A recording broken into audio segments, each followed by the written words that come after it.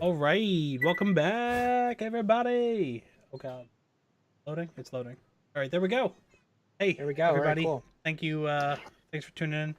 Tonight is episode 6 of Heliotrope Cathedral. That's right. And it's technically our 5th session proper because we had sort of a session 0 as we were getting used to Twitch and the different tabletop simulators that we were going to use or working on using, and we've kind of decided to kind of forego some of that stuff in lieu of some more facial animation and acting. Yes. Acting. Although that fourth spot will be filled with, a fourth player or Or information about the stream and information yeah, data. yeah, perfect. Um, Um, so it has been a good while. We postponed for some real life things going on, and we appreciate everybody's patience. And this session should wrap up this story with a nice, tight little bow. And then we will reconvene as a group and kind of come up with if we want to create a new campaign and get the word out there and maybe start something else up in the near future. So we appreciate it. This will be episode 6. That'll be kind of a series that's available on YouTube or my Twitch on demand. And then in the future, we may work on some squad style casting or mhm, Twitch streaming mhm. or at least just at the hosting it on this channel and moving forward. So it's been a lot of fun. I know Kurt, Bill, and Dan and I have all talked about it offline, and we've had a ton of fun with it. So with with that, did we designate somebody to do a verbal recap, or did Bill want to hop in with his I'll, thing? Or Bill said he wants to do his thing after my recap or after okay, the recap, and I'll do one because I want to do a kind of a quick and dirty general one. We don't need to go over all of the individual sessions thus far, but I think a brief start to finish recap bears mentioning going into the last session. So we began as 3 prisoners in Fairweather One, a prison complex on this nameless homeworld. Davros in prison for theft. Jonas in prison for um, the inciting the suicides of 73 people, and Verk in prison for I believe a murder, a single murder. Uh, these prisoners found themselves interrogated in different ways, um, tested very slightly, each pursuing their own method of escape before surreptitiously, or serendipitously rather, uh, the entire world was set aflame. The world began to break itself apart at the seams, demons coming from the underground, beasts of the air and the sea rising up, the world itself splitting apart, volcanoes, ash from the sky. And amidst all of this, a lone, heroic wanderer, clad in white, clad in shining armor, come down to save what he could of this world, and choosing these 3 prisoners, recently escaped, to follow him to what he called a better place.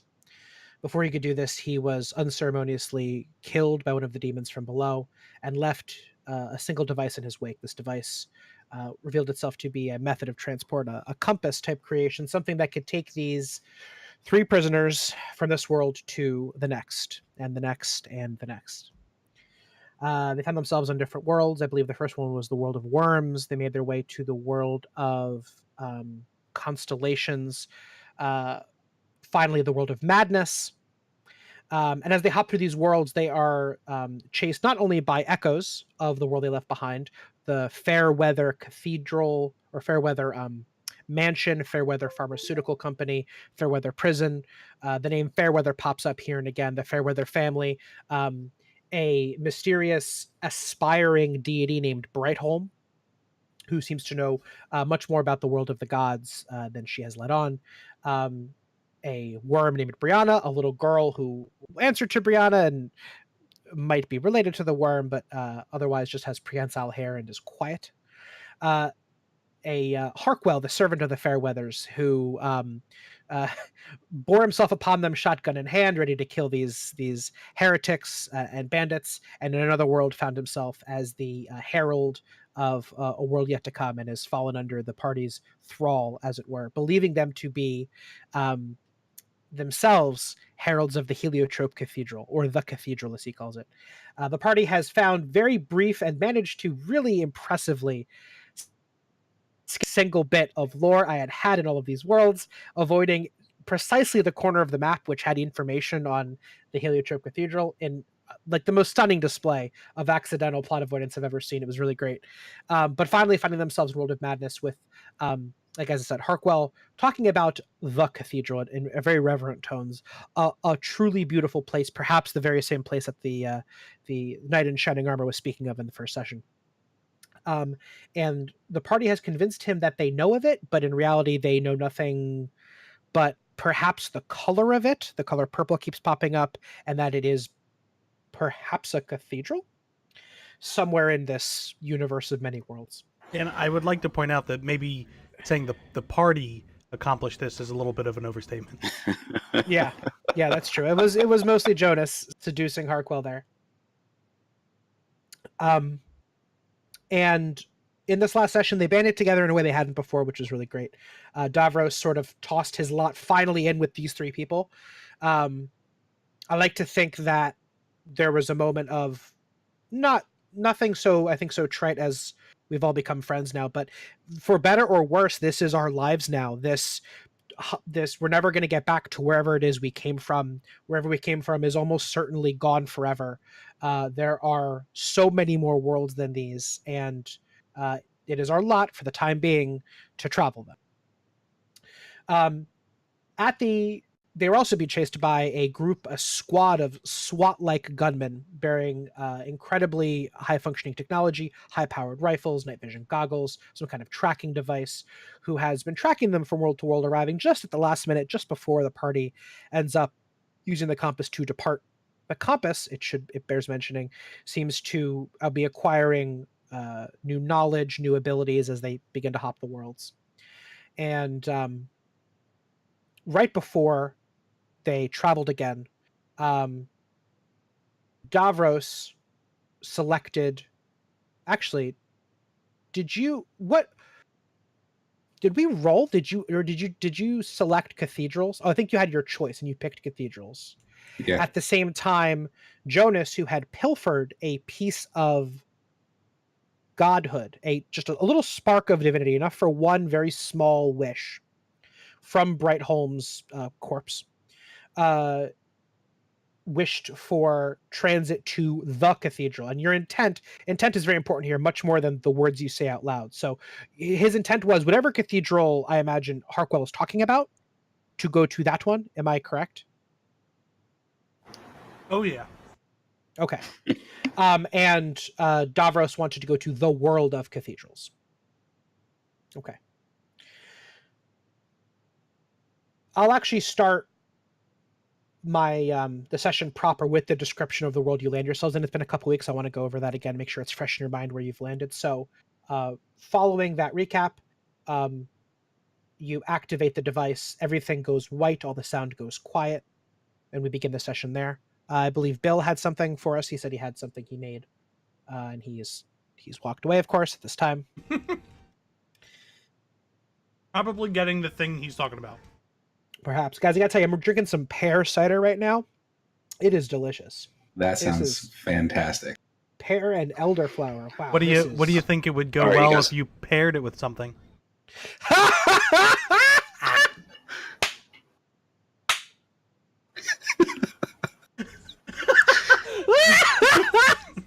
That's so good.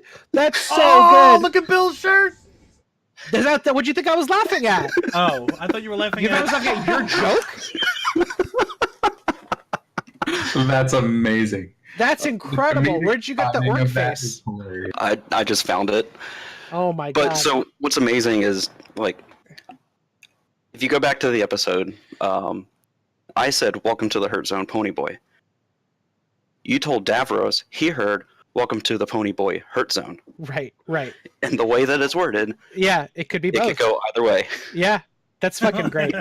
I want that. If you can send me like whatever like thing you did to make that, whatever like the copy of the thing is, I will buy one. I will buy myself a Pony Boy shirt.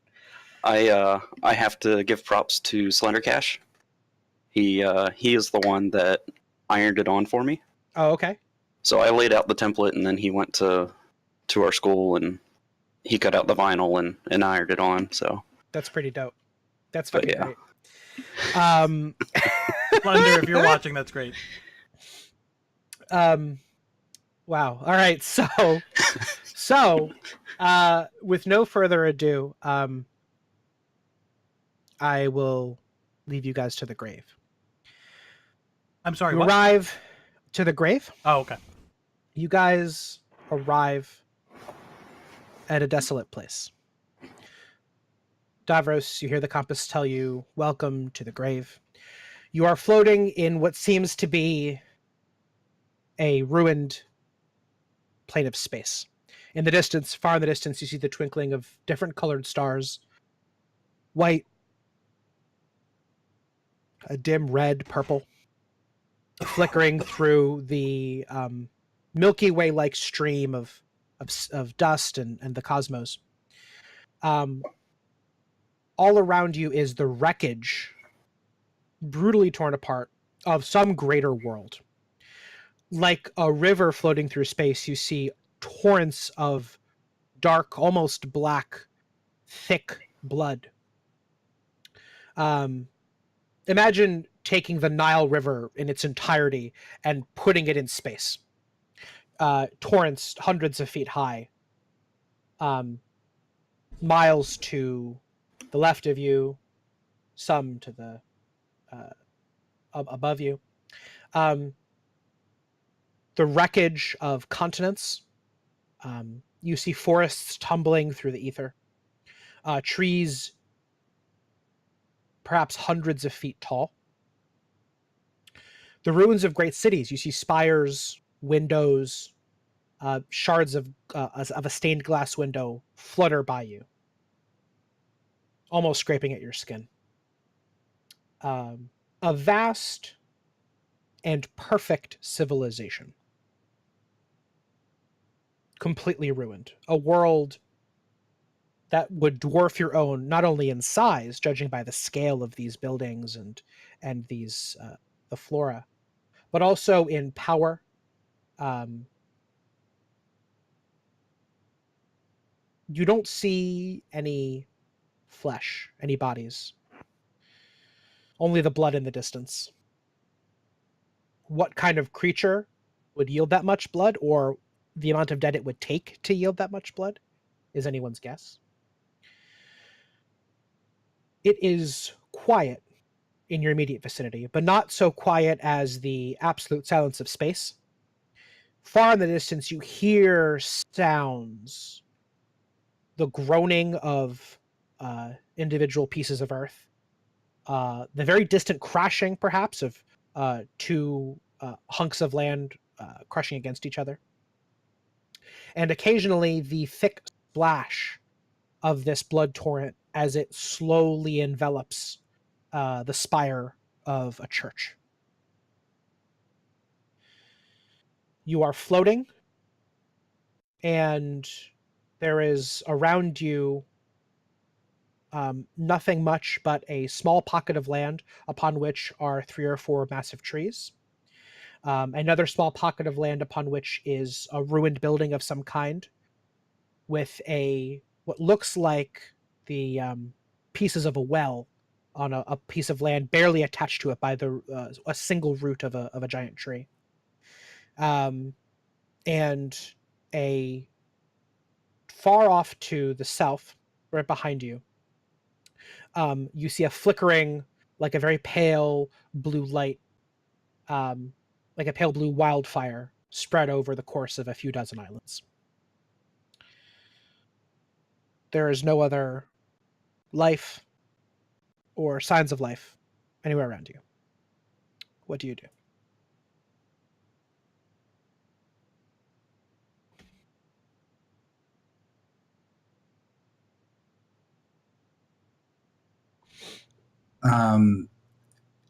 How do we move? Like, since we're floating, is it are we able to? Like, is it something that just comes natural? Can we swim? Yeah, if you try to move, you can make a swimming motion if you want, but it's not your muscles that propel you. It's not any kind of movement. You realize immediately, if you just think about, perhaps Davros, as you look at something and the thought pops in your head that you'd like a closer look, you begin to move towards it. You move of your own will, completely.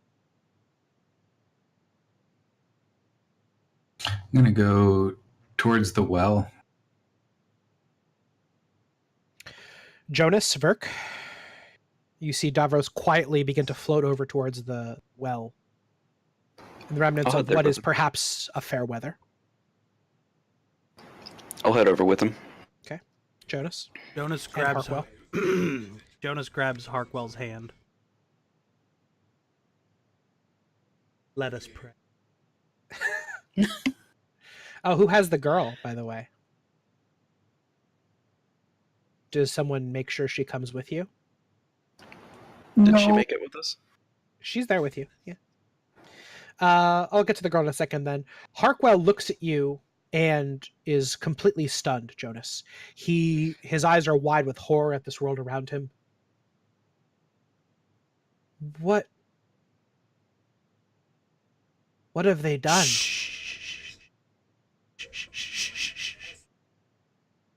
Be reverent in this holy place. Have you learned nothing? He is bewildered. He lowers his voice and as if and leans in to whisper to you, "What holy place is this?"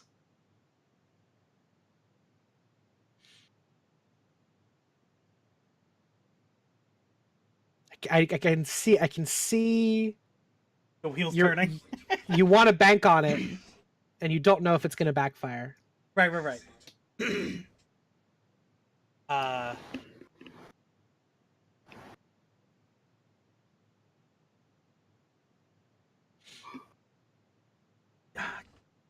Can't you feel the cathedral all around you?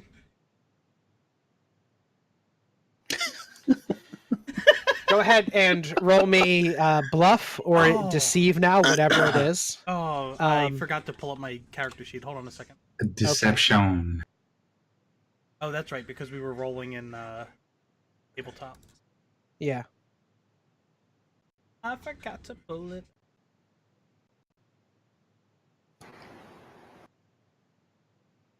You think This is deception's my better one?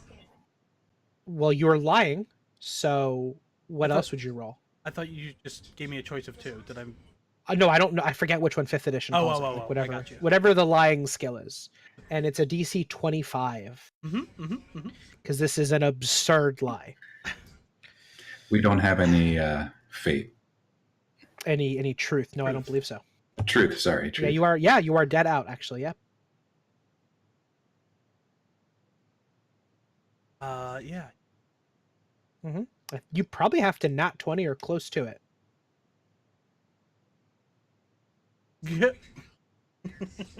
So, are we rolling in But tabletop or? but I have well, no, I'm just That's gonna I'm just gonna roll in.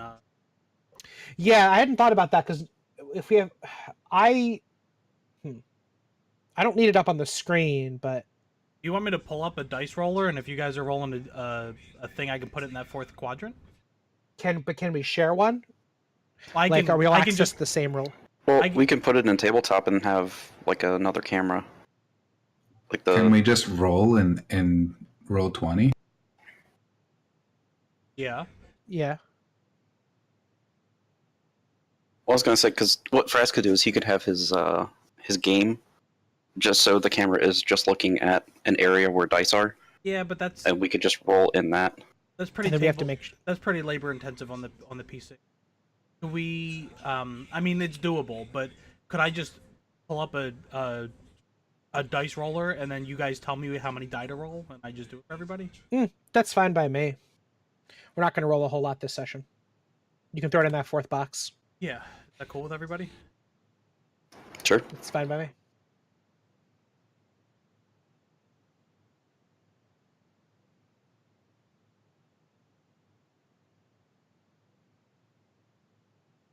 Find one real quick.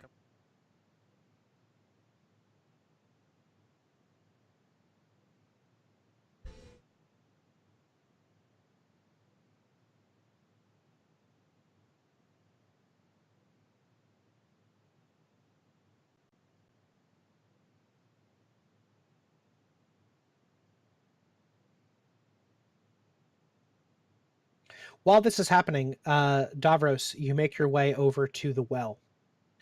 As you land there, you see Oops. No. almost as if it was a mirage.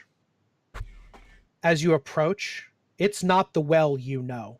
This is a vast, sophisticated system of pulleys and rotating aqueducts that form this the center of some large irrigation system. It's not that there was an illusion or that the world has changed. You simply see the world as the only world you know. And as you get closer, that sort of fades from you. It feels incredibly real. As you turn your head to the side, you see emblazoned on the side of the building Fair Weather 1. And as you look a little closer, you realize it is emblazoned something completely different in a language you can't even read. I'll leave it there for now. And as you get closer, you realize that the well itself is some dozens of feet in diameter.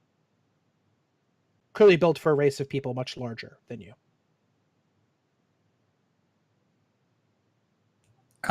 Is the device doing anything?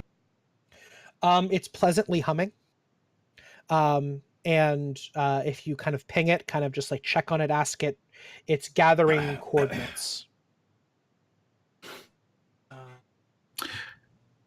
Is there a way for me to Okay.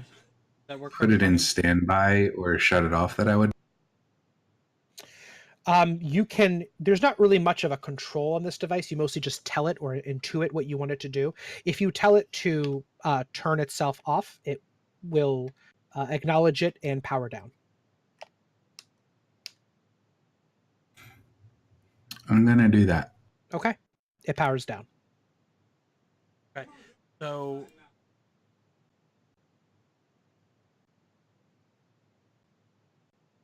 brother,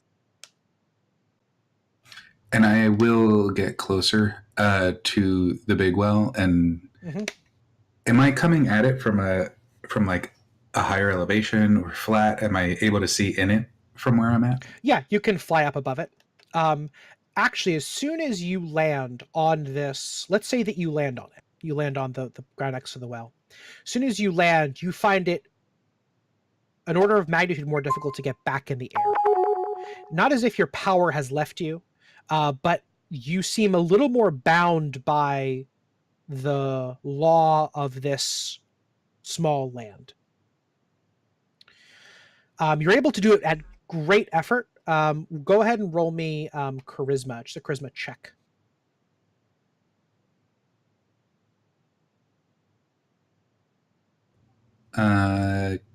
Frats, can you roll me a d20? yeah. Here we go. At just a regular D20, right? +3. Well, you do that yourself. I know. 10. So 13. Okay. You're able to fly at the rate of about 5 feet around. So very slowly, but you're able to push yourself up. As you get higher in the air, you begin to accelerate. And finally you can maneuver and you look down into the well.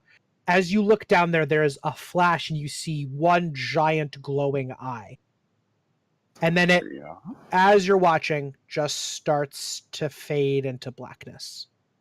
Not as if it's being hidden, but as if it begins to unmake itself. I'm going to float in the opposite direction. Away from the well? Away from the well Okay. and the eye. You're now flying back into this broken space, into the grave. And as you do so, you begin to accelerate and gain more control over your flight.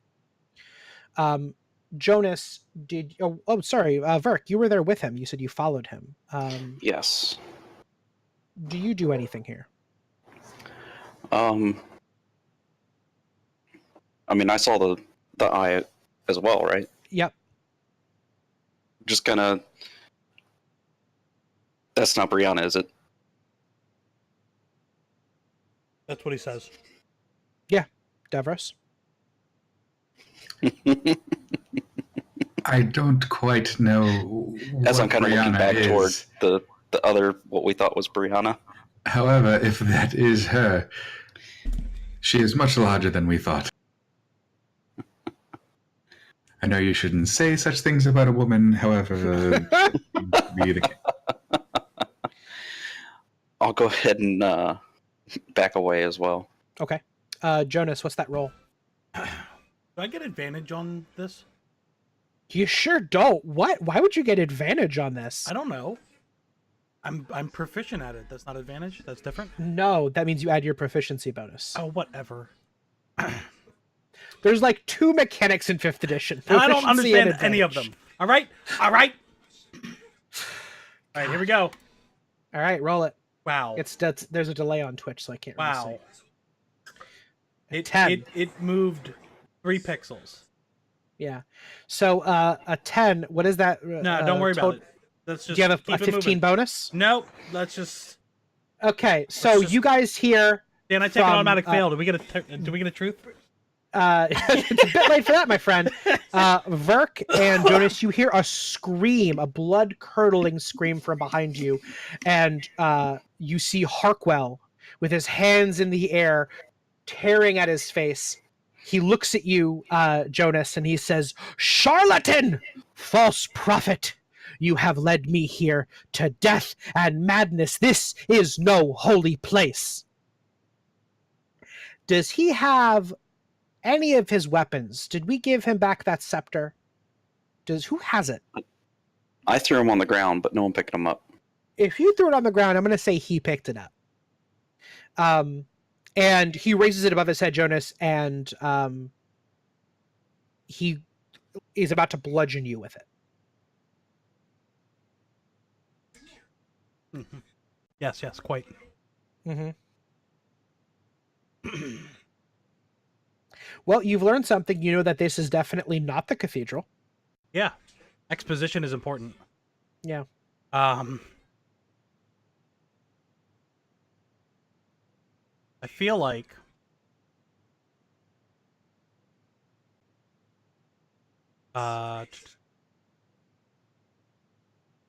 KKK.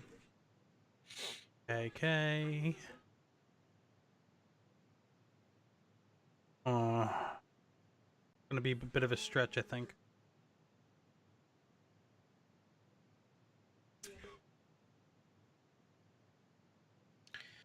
While you're yeah, that's fine. while you're thinking of Verk and Davros, what do you guys do? You see him scream, and then he picks up his scepter and raises it over his head as if to bludgeon Jonas. Well, I'm just gonna head and, for lack of better description, Superman over toward him, just ready to punch. You move Yeah. with incredible speed. Are you going to try to hit Harkwell? Are you coming at him with lethal intent? Oh yeah, if he's gonna take a swing at him, Yeah. I'm charging in, ready to punch as like full speed into him. You move at incredible speed as he barely does he have the scepter above his head that you I'm not even gonna you don't have to roll for this. He's not looking at you. He's in a state of rage. You absolutely tackle him full on. He flies out of your field of vision, Jonas, right as you're preparing whatever spell or bluff that you had. And he is screaming. Verk, at what point do you stop or change course or let him go?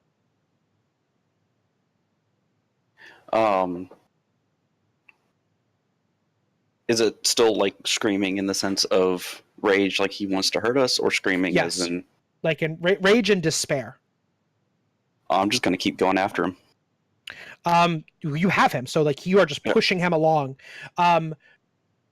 You realize that you are flying directly into, and it grows larger in your field of vision, the swaths of blue flame, the wildfires behind you. Can I kick off of him and like push him more toward those and me back the other way? Yeah, again, there's not a lot of physics here. It's just raw intent. You let go, and he continues flying, and he is in an absolute tear. He is shouting something, and he begins to shout in a language you no longer understand. It converts itself. It begins to turn into something else, and he is now pointing with his left hand at you, Jonas. Right, he doesn't even see you, Verk. He's just pointing past you to Jonas, and he begins to call in a voice that rises in power and intensity. And he flies into the blue flame, and the screaming is gone. Hey, you guys remember one of the previous sessions when he manipulated all the blue flame, and then got like super powerful? Isn't that what happened? Yeah, Or- he almost died. and But part sure, of you did it. almost die. Yeah. Just checking. I didn't know if that wasn't part of the recap from earlier. Yeah, I did skip over that. So I at this point with the charade having, I don't know if I should keep it up at this point, but I'm pretty sure I shouldn't. So no, I just mean like from an exposition, Bluff like on from top of a bluff. yeah, I'll snap him out of his rage with like a sacrificial, like take a swipe from him, and then like Jonas is conflicted. But anyway, so I guess what I'll do is I'll stand up incredulously at this point and be like, "Come at me, bro." You no longer see his form, but after a small period of quiet, you begin again to hear his screams. That language rises to a crescendo, and as it faded away from common into something else, it begins to fade back into intelligibility.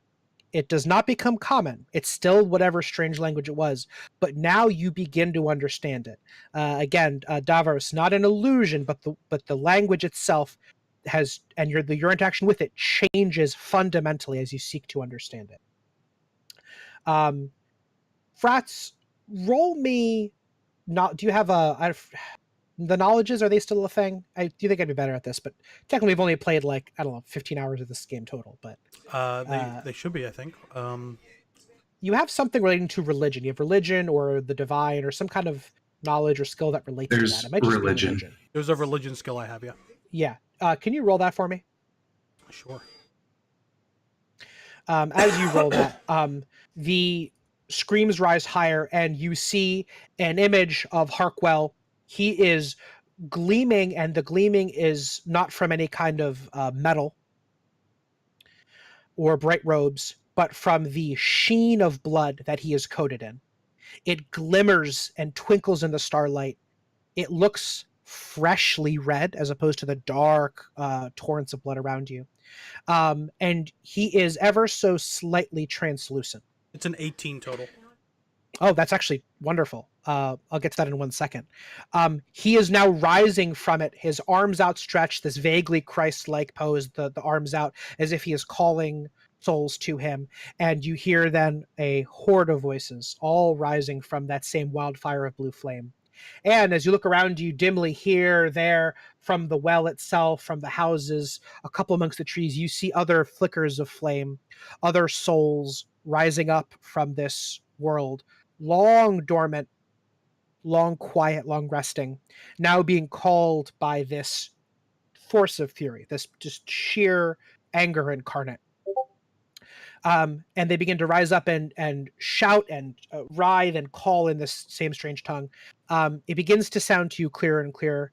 He says, "This charlatan, this madman, this is not the cathedral. This is not a holy place. This is the grave. You've doomed us all. You have doomed us all." And he begins to move off into a tangent, talking about a thing you know nothing about. They have doomed us as they doomed this world. Their hubris, their pride has brought us low. We are all brought low. And the chorus joins in with him.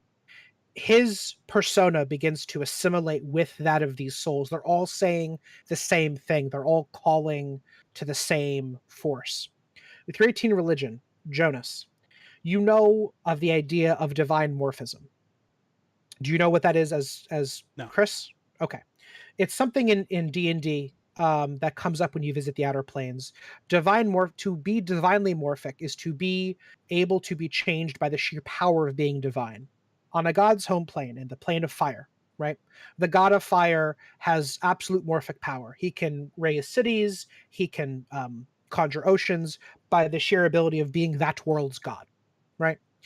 In the demiplanes, in the lesser areas, there's little pieces of that. And if a wizard was to make his own little demiplane, which he can do as some high-level magic you've certainly researched in your quest to become a god, you would, upon becoming a god, have to make your own world, your own divine plane, right? In that plane, you would be its master, right? In a smaller plane, you would be its small master. And in the heavens, the angels carry some small spark of divinity, some power within them that they can change the world in some tiny way. This place is universally morphic. You feel it, you feel his rage begin to combine itself with these souls, not through any power of a spell or any latent property or power that he has, but simply fueled by his raw intent, his charisma, his power. He is so full of this intent, this desire to basically to burn you to the ground, that all the quiet souls around him have answered him. The flock has come to him at last. What you want here, maybe only for a little bit, and maybe only in a little way, can come to pass. Everything here is a little piece of something divine. A power much greater than yours, much greater than you've ever had in your life, and not something you can own or control, but through some small piece of intent in the grave, you can make a little bit of the thing you want for a little while. That's what Harkwell is doing as he summons these souls and calls to them. The rage is infectious. It spreads throughout them, and the effect compounds. As each of them want this bloodshed, want to tear you apart, it empowers the rest of them to want it as well. And it compounds upon itself. He keeps telling this strange story. He keeps now talking about some strange land. He speaks of a place called oh my goodness. I've actually I actually don't have it in front of me. One second. I had it. I have something for you. Go ahead. You sure? Yeah. So I can feel, these guys may not know, but you're saying I do, with my knowledge religion, that the plane that we are in is universally morphic. Oh, duh, high asphodel. Oh my god, I'm stupid. Yeah, it is universally morphic. Again, I can't express it enough, a very small degree. That's why Davros can kind of, the thing he is expecting to see almost is there for just a flash, just a moment. It's there. You're tapping into power that is far beyond you. Mm-hmm. But he speaks of a land called High Asphodel and the people within it. Anyway, go on. So I think with that knowledge and with the background and with the understanding, I start to channel. I get the strongest. What does Toby's father say in? Oh man, the episode of The West Wing where Toby's father is there, and he says, "I'm getting the strongest." Does he say memory? Does he just say memory? I'm getting the strongest flashback. I forget. I don't remember. But I'm getting a flashback. So I'm in a room, a large like dining hall, and in front of me are my people. I'm standing at the stage, if you will, where the head table is positioned, and out amongst the crowd are people enjoying life, laughing and sharing stories and camaraderie and breaking bread. And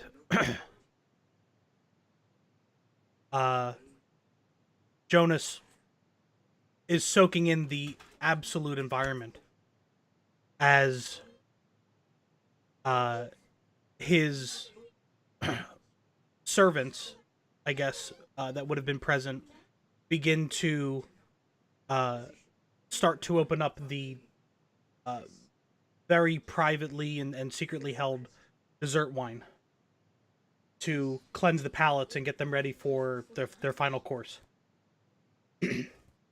And so, as the last cup is filled, the hall starts to dim to a quiet, and Jonas rises above the audience in in front of them, on the stage, and raises a toast, and says something to the effect of, or coming up with it off the top of my head, to the only thing that could ever change the world, to godhood. And so Jonas drinks his water, and the crowd of appropriately aged children and women, and a total of 73 souls, servants included, down their dessert wine in joyous celebration of Jonas and his accomplishments, and the change that he's looking to bring about the world. And as Jonas takes his leave from the room, and the 73 souls are, pretty quickly extinguished because of the type of poison that we find in their cups, Jonas has this absolute feeling of power and greed and sinfulness, and just every emotion's hitting him at the same time, taking innocent lives, but were they so innocent? But at the end of the day, I'm going to be a god, and who cares? Maybe I can bring them back. Maybe on the plane that I'm going to create, this will never happen again, and I'll righteously, serve the pantheon, etc. And before the feelings of defeat and guilt and human limits come back to Jonas, before those moments, the universal morphic touches him, and this is the memory that he has as he's standing there at the grave, as Harkwell is showing him how to tap into this morphic power. So maybe it's not as powerful as, depending on, game limits. Maybe it's not as, maybe Jonas isn't finally becoming a god. But he's got a feeling that there are 73 souls that gave their lives, maybe unknowingly, but were giving their lives figuratively, and then unfortunately physically, to Jonas. And they're in the choir of Harkwell.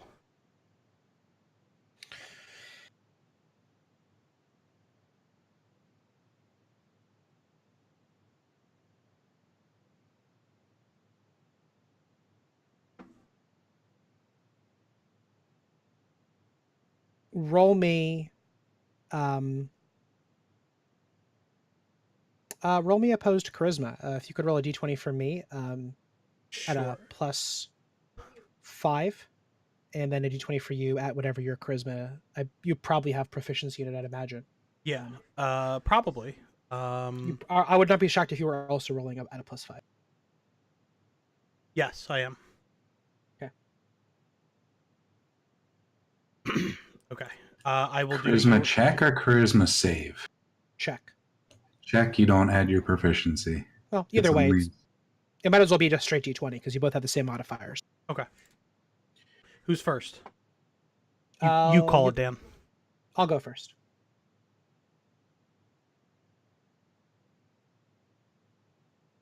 Ooh. Don't worry, I can still buff Like, it. like I said, you go first, and then I get the second roll. Roll that beautiful bean footage. Which should be a 1. You could not win this thing. All right, I didn't though. No, you didn't. Lucky number 13. So more than that, this is actually really great. So you pull and you feel all those souls. Do you call out? Do you say anything to them? Just give me something short, something quick. Yeah, the line from the dinner. The only thing that can change your world is a god. Is a god. As you call it out, all of you see the blue flame flock like souls crossing a great river towards Jonas. And Jonas, you realize something. This world is morphic, and perhaps all of the past ones might have been a little bit too. Your world, your dead world, you see now off to the side that massive ruined building with the massive ruined well in front of it. You see on the side of it now again, Fairweather 1. It now looks to be made of dark orange brick, iron bars, harsh, uninviting. It's a cathedral for those who worship at that particular altar. It is a massive, unforgiving prison. It, for all you knew, was to be your home for the rest of your life.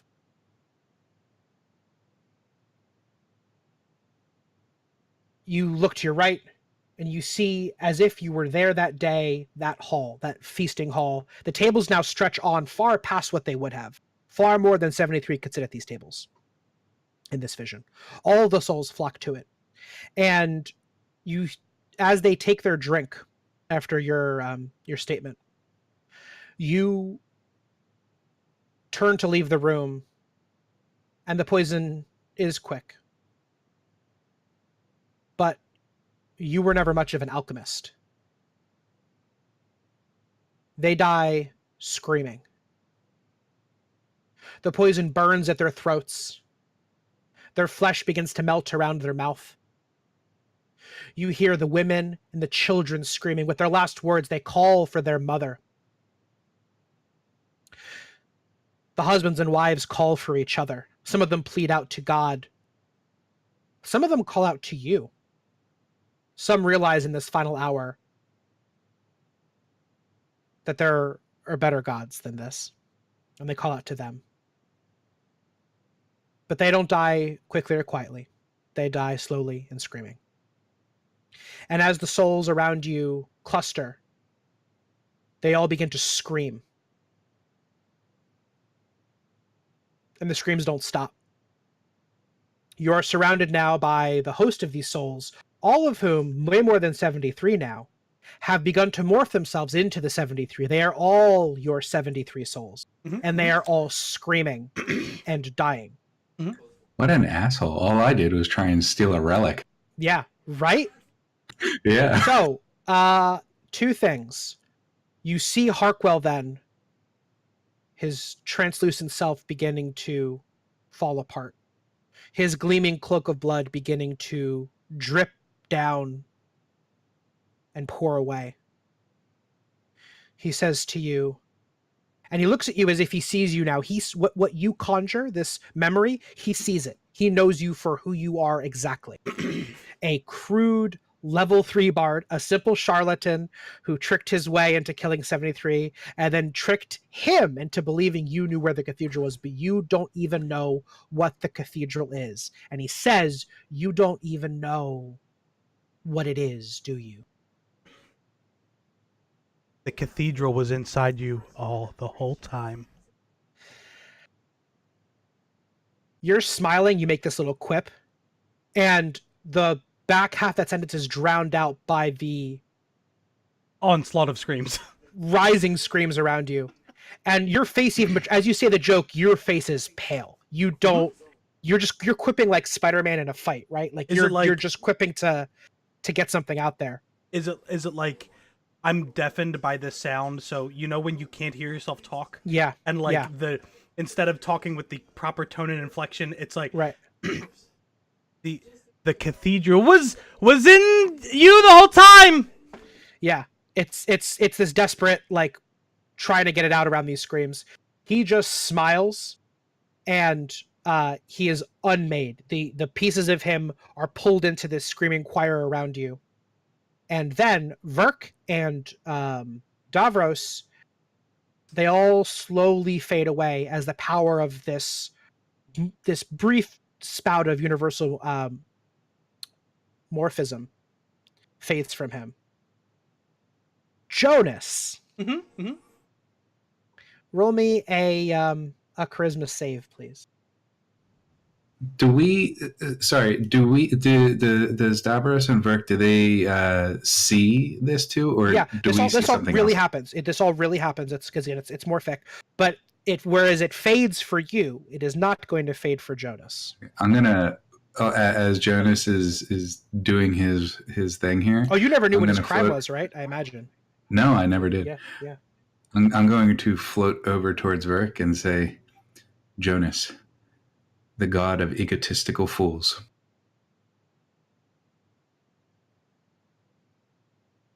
You're not wrong. Jonas nods. He doesn't hear this because of all the screams. It's a 15, which is a 20. Okay. So, we're not playing. We're still playing D&D, so we're not playing in a system that has aspects just yet. But I'd like you to find on your character sheet, maybe under the feats section, or class abilities or skills. When you're done, let me know. I want you to write a new ability down. Dan, are we sure this is an ability? Yeah. It's a passive, so you don't have to worry about conjuring it. It's great. Are we? Okay. You sure this isn't a flaw, or? You can put it under whatever heading you want. I think it's a class feature, personally. Class feature? Yeah. Yeah, I could do that. Hold on. Yeah. Class feature notes. Okay. Mm-hmm. What would this be titled? It's called 73 Screams. Okay. Mm-hmm. Once per day. PSD. Yeah, it's a really cool ability. You're gonna really dig it. And I'm sorry you guys don't get a cool ability like Joe. Once per day, you're gonna roll the charisma save when you wake up. Okay. DC to be determined next campaign. Once I figure out what I want it to be. If you fail it, you hear 73 people that you killed screaming around you for the entirety of the day. If you succeed, you don't. And you're going to do this every day until either you die or you figure out how to get rid of it. Okay. As you might imagine, the screaming will make things like sleeping, eating, or spellcasting difficult. Nah. I would think that he's egotistical enough that he could just completely focus on himself. We'll see. We'll see how these checks keep going every day for the rest of his life. So for right now, with a 20, you succeed. The screams fade to a dull murmur. They are still echoing in the back of your head. Mm-hmm. You realize at this moment a truly disturbing truth. Actually, you don't realize it quite yet. It hasn't fully become clear to you. We'll get to it in a little bit. Davros, Verk, what do you guys do? Got to pick my jaw up off the floor first. Yeah. Mm-hmm. I'm just gonna watch. I'm kind of taken back by all this thing. Like I haven't quite figured out what's going on. Davros not being a very obviously believes in gods, but not being a very godly individual. Mm-hmm. It's kind of observing and really taking solace in the fact that at least he didn't kill people. And Verk, you kill people, but you kill them in fights, right? Yeah. Well, Yeah. I had the one that I killed like outright Yeah. because I was told to. But would you ever poison a person? No. Yeah. That's fair in your face. Yeah. I feel Bash like your skull in. I feel like we're piling it on here. Listen, I tried to do the most righteous version of Righteous? killing people, which Yeah. was to benefit myself. I feel like Yeah. Of course. Yeah. Vert kind of has the mentality like, what the hell did I just watch? Yeah. Like just almost in Solid disbelief. Snake, what up? How's it going, Chris? Thought you were muted. I don't know. You're good. Oh, okay. Just saying hi to a Twitch chatter. I gotcha. And oh, by the way, Harkwell is now forever a part of this. He is actually, it's 74. He is the 74th Scream. And he You know what? sits on your Go ahead. he sits on your shoulder, as it were. Do you know what a memento, not a memento mori, yeah, I think that was the original memento mori. Yeah, where the term memento mori comes from. No. So in this is possibly apocryphal. I don't know how true this is, but as the legend goes, the Roman generals returning from battle, or perhaps even the Caesars, would ride into Rome on a chariot, and to the screams of the people and the cheering, the adulation, the banners waving, and behind them, riding on the chariot, would be a servant whispering into their ear a reminder that they too will die. The end will come for them as well. It was this, and he's gone. Okay, well, I lost him. He He has might his still have his headphones on. headphones. Oh, He's does he? hearing Okay. you. Yeah. You are reminded of this. He is your memento mori. In your failure, in your wildest victory, he'll always be there as the 74th scream deep within you, reminding you that even you will die someday.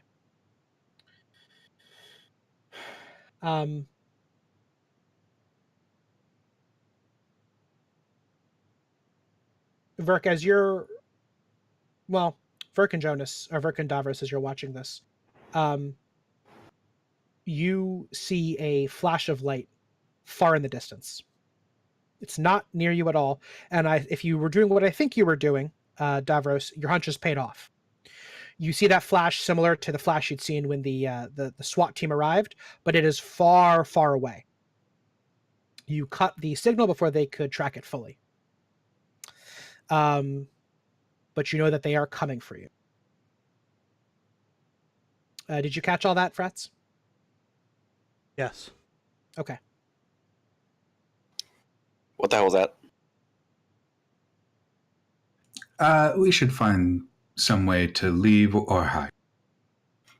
It's the things with the white men that make us hurt, for lack of better. It's the what?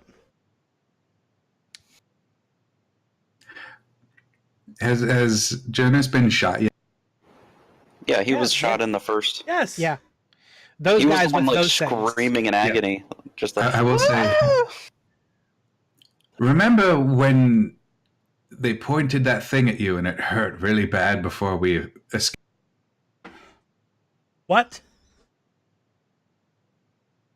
Oh, that's right. Do we know that he can't hear us?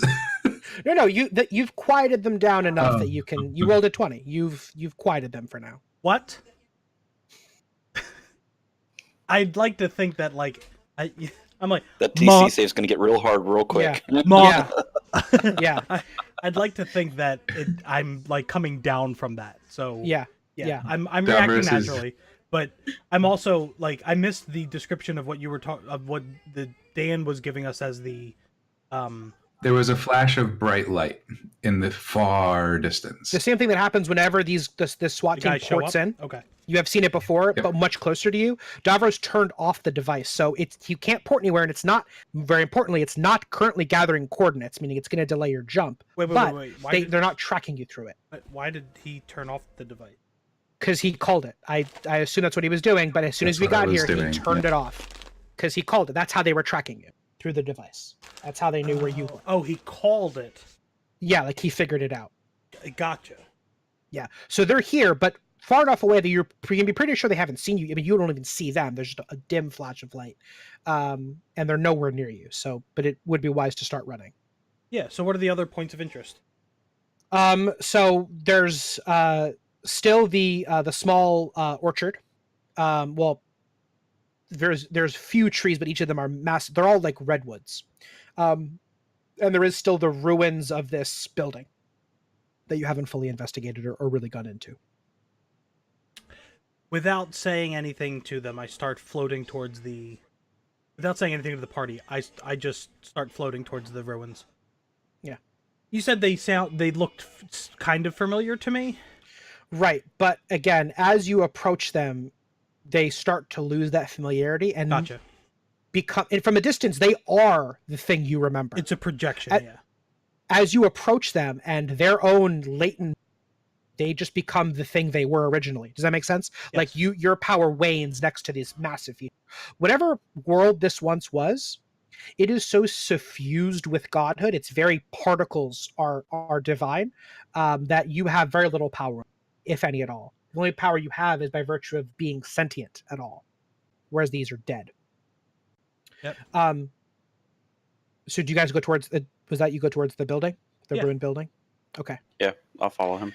I will also follow.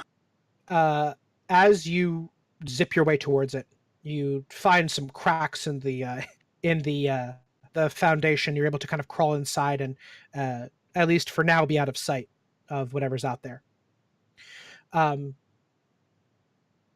As you kind of move throughout here, flashes of what you once knew make themselves known. Verk, Yes. you enter through this crack, and you find yourself in this room. It looks like perhaps maybe was once a library. There are stacks of what were perhaps bookshelves if books were 20 feet tall, reaching all the way up to the ceiling. Many of them have crashed down. There are splinters all over the floor. They form this crude series of barricades, and made almost like a series of ruined tents and teepees in there, just from the bookshelves having fallen down and leaned one up against the other. And they make this sort of series of tunnels, like you're passing through the underbrush of a thick forest. And as you wander through, stepping over the pages and ruined leather binding of these tomes, you hear a crunch as you step on the spine of one of the books. And as you hear that crunch, you feel that it is a spine beneath your feet of human bone. And you look up, and all of a sudden you hear the roar of the pit. You smell the blood in your nose. You look back down, and you see the man dead in front of you, trying to crawl away right before you stepped and broke his spine right at the base. The cheers are almost deafening, and you are filled with joy. I was gonna say, just as you're describing it, like big grin starts going across his face. He's starting to look around, trying to figure out where to go. Like, where is it coming from? Jonas, Davros, you guys see this as well. You see the book become a man. You see the crowds. Now the bookshelves are far off stands in the Colosseum. You see people surrounding it. The books are cheering fans. And they're calling his name, Verk, Verk, Verk, Verk, Verk. And your boss, the crime boss, you see him at this like sort of crude throne at the far end, and he is holding up a this crime boss. How would you the pit boss? How would you describe him? Is he? Give me a little bit on him. I'd say he presents himself as a wealthier man. I don't know what his personal life is, but I just see what he presents out in public. Yeah. He has a very smug and cocky attitude, kind of similar to what I've rubbed off from him. Does he seem like a sophisticate in a room full of barbarians, or like a barbarian who thinks himself sophisticated? The latter. Okay. So it's kind of like a Mad Max rich guy. Like, he's still covered in tatters and like skulls and shit, but his skull is covered in gold, so he's better than Yep. Okay. So he's clothed much like a pit fighter. He has this giant ornamental axe that he slams down to make a beat to rile the crowd up. He is actually wearing this crown made of human bone that he's dipped in gold. It's kind of ragged, and there's bits of the teeth of various monsters in between the human bones to make kind of like the jewels in the crown. And he's gives this wide grin. All of his teeth have been jeweled. He's replaced them all with fine metals and jewels. He has to take them out and replace them with a set of like metal dentures to even get into any kind of food at all. These are completely worthless. And he stands up and soaks in the cheers of the crowd. And you see that the cheers meant for you, he takes them for his own. He raised you. You're his pit fighter. Surely it's your victory, but that victory is due to him. He's the progenitor. He's your father, as it were. Yep. And he looks down at you, and he holds the axe out, and he smiles. And you remember this. You remember this particular fight. It happened 3 or 4 years ago. You remember that feeling, and that glory feels kind of hollow now. Looking at it back like this, it's so clear what the intent is. It's so clear what the truth is. The truth that you didn't mean anything to him more than a piece of meat to gain fame and coin, and then eventually to be killed by whatever fresh meat would give him fresher coin. And that joy just falls away from you.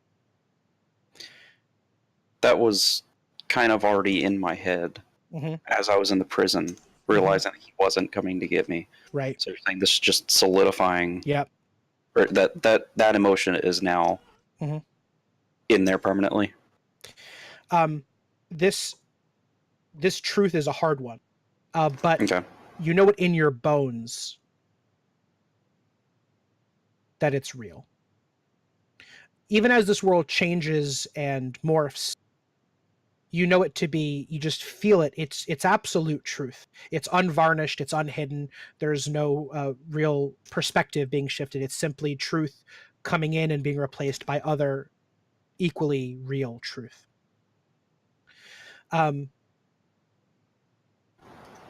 As the vision of that fades, it turns into a little bit of something else. You see that man,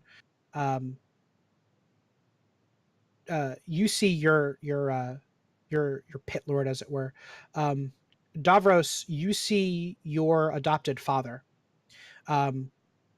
Above you, you're a small child. He has his hand down outstretched to lift you up as if to come with him on this heist. Jonas, you see yourself up there, reaching your hand down to the group of adoring. I don't know how you react to that, especially right now, given your current state. It might seem a little blackly comic, a little ironic. But then all three of you see, and each of you see that figure change from Verk's boss to Davros' dad to Jonas himself. And then finally, it takes on the shape of a vast god. You see his form and you know his name immediately. It's a name your mind can't quite wrap itself around, and one you certainly couldn't speak. And you see him reach down to the adoring worshippers. You see now their faces, their forms. They're the shapes that were coming from this blue flame. You see the building you were in was a incredible cathedral. You see the aqueducts outside flowed with fresh, clean, pure water, sweet as honey. You see the trees outside flourished and bloomed. They were cut down and grew immediately back up to form houses and warmth for these people, to be carved into trinkets and toys, to be burnt as sacrifices for the god. You see all of that as real as your lives, as real as your world, and then it all is gone. Back to this broken, ruined place. All of these worlds, no matter how real they were, gone forever. This is not a grave of people. It is not also merely a grave of gods. It is a grave of worlds. This is the shattered pieces of every universe that's been destroyed. How many were there? How many are left? You don't know. But this is a true death. This is the end of everything.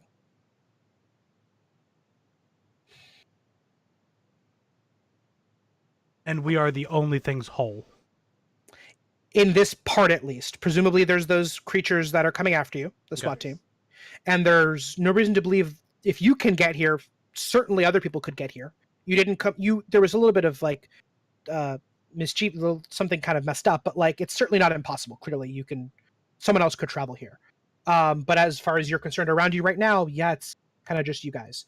The only ones unlucky enough or stupid enough to find yourselves in this terrible place. And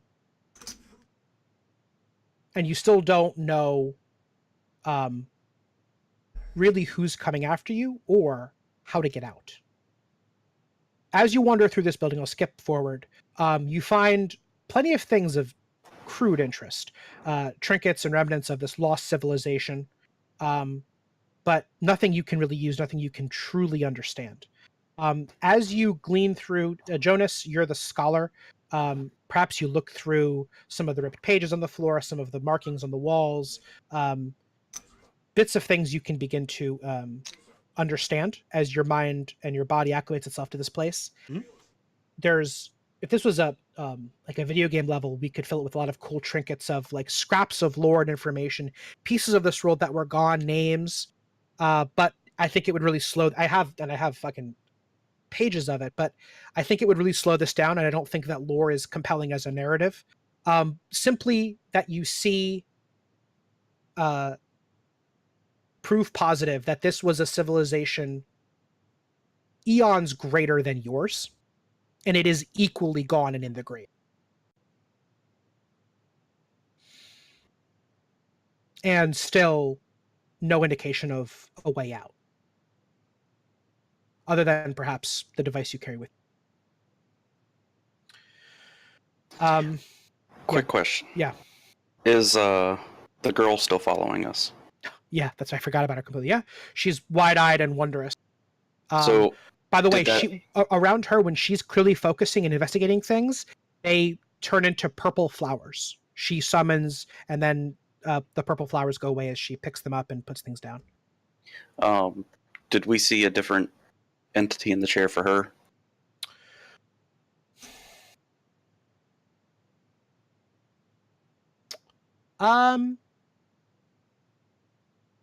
Yes, actually, that's a great question. That actually leads to a little bit of a that leads into an interesting little hook. She sees a woman with a kindly face. Pull her up, actually. That's Dan's way of saying unattractive. No. She is clothed in robes of gold, purple, and a soft white.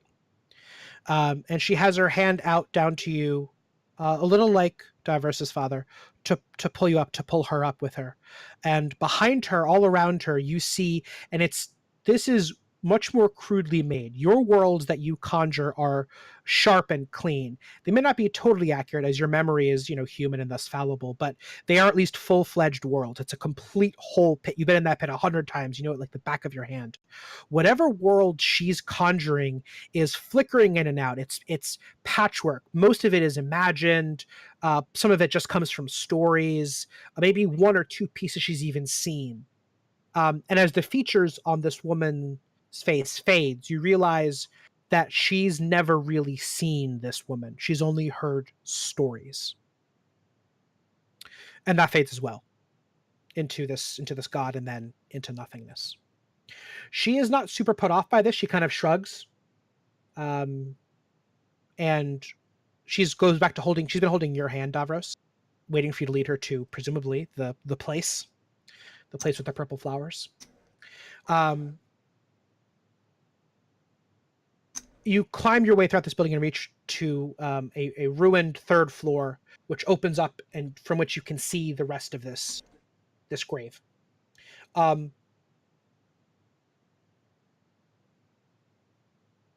do you guys do?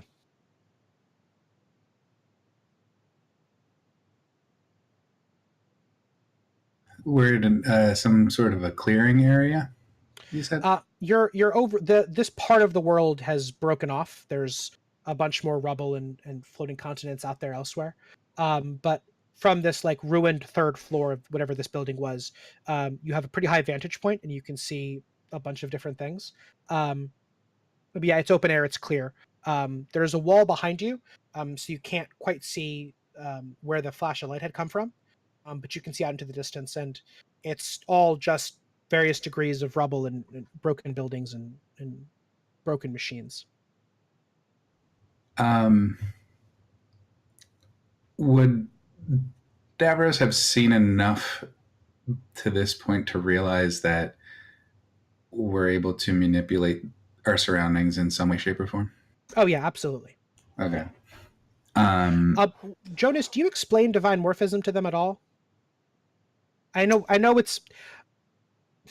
we're like trying to make, but like if in terms of like survival, it's might be prudent that he's like, hey, by the way, this is what's happening. Because I know the answer to it. As we progressed through, so we had all of these visions, right? But the visions themselves, we could tell were just projections and visions, right? Not it was the bookcase turning into these things. It was the world manipulating around us, right? Yeah, but like I don't want to use the term visioner because the vision implies that like it's a fake. Like it became that for a moment. It was that. Correct. That's fine. Yeah. That's fine. Yeah. So for a moment, it became those things, but Right. but we knew it was fleeting, right? Right, because you don't have you're not a god. You can't really make it that. Just this tiny spark of power to do that, and then the world being more powerful than you changes itself back. Right. So as I'd almost say like it was almost I'd almost like to say to rewrite kind of the way you went about that. Maybe my vision well, it wouldn't really make sense, I guess, with Jonas popping up in front. But either way, like I'd like to think I explained it like almost in tandem with the way you described it happening. So as this stuff popped up to Verk, I'm like in his, maybe he's getting this complete vision and these feelings and these memories, but I'm in his ear, like explaining to him that this world is reacting to what we're bringing to it. And and in a fleeting way, we can achieve things here that we couldn't do in our own plane or our own universe. Mm-hmm. And then Davros, sees his stepfather or his adopted father, coercing him to come on, one final grand thieving adventure, and I'm in. Wouldn't call it coercing, but okay. Well, convincing him, like, come along, and I'm in his ear. This is what I'm talking about, guys. You saw what I did with Harkwell. You can conjure things here, and they become tangible. And this is what divine morphism is, and we have a touch of it. Yeah. And then as Davros's thoughts fade and the world kind of takes back over, and then they see the vision that I get, which is just of myself in can I retcon it a little bit in like full godly regalia, or no? I see myself the way I would want to be. You change it then a little bit. Yeah. And so they see me for a split second, and then they see my outfit change into a godly regalia, divine divine power, the Jonas that should have been the god that he wanted to be. Yeah. And then that morphs back because the world takes back over. And for a brief moment, they look back at you in wonderment, and your nose is bleeding. That just to turn it from something that's just like true to something that you are making true right now took a little bit out of you. Mm-hmm. Jonas, can I? One sec. Yeah. I wipe my nose, and as I wipe my nose, when a car drives past you really fast and there's obnoxious teens out the window? Yeah. I get you some hear of the screams? I hear some of the 73 screams crescendo and then fall. Yeah. So as I lose the bit of myself and some of my strength, the screams come up to me and then they fall back as I wipe the blood away and kind of regain my what's the word? Composure. Composure. Thank you. And all three of you have this power, as it were. It's not an inherent power. It's simply a feature of the world. Jonas's thing happens to be related to gods, but he is no more powerful here than any of them. Does the blood do anything weird that comes from his nose? No, it's just him bleeding. Just his body beginning to strain under the pressure. Also, Jonas is very clear as he's explaining this to these guys that he has a more powerful connection to this universe. Right. And absolutely has just a little bit more, at least, power than they do. Right. Yeah. There's a thing I'm sorry, I don't want to cut you up. Just one thing real quick. There's a thing you realize as you're describing this, and as you're telling them this, and you're recalling the memory of the 73, you realize you can't actually remember it without the version of them screaming. And at the very end of your explanation, it hits you that you didn't just change your memory. You changed what happened. They did die screaming. That's what is the truth now. In this dead world that you can never get back, the one that pieces of it are floating out there in the grave, that once peaceful death was now a screaming one. Dan, I'm starting to think that by the end of this campaign, I may not find redemption. I don't know. I listen. It's not up to me. I don't, anyway, Kurt, you had something. Yeah. When we get to this area where you said we're kind of like overlooking things, but we have the wall behind us. Yeah. I'm going to take the girl's holding my hand. I'm going to crouch down next to her. Davros is seeing all of this, seeing his adoptive father again, and remembering the kindness that he gave him in giving him the life that he did. Also, from the last session, coming to that realization that, hey, we're never going back home. We're never like, this is the situation that we're in. It has really changed something in him. Outside of game, this is kind of the moment where he might see a little alignment shift. Okay.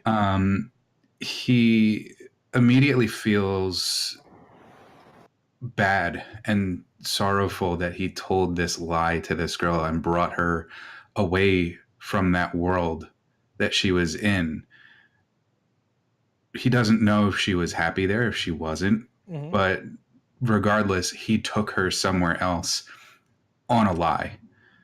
And seeing what Jonas has done, seeing the stadium the stadium scene with Verk, he's kind of in this moment wanting to, at least for whatever he can in this moment in time, give that girl what he promised her, if be it for a brief few seconds. And he nails her down, and he at this point comes clean. Young lady, I must admit that I don't think I'll be able to take you to the land where the gems fall from the skies and the flowers bloom. But if you focus for but a moment, you can catch a glimpse into this world.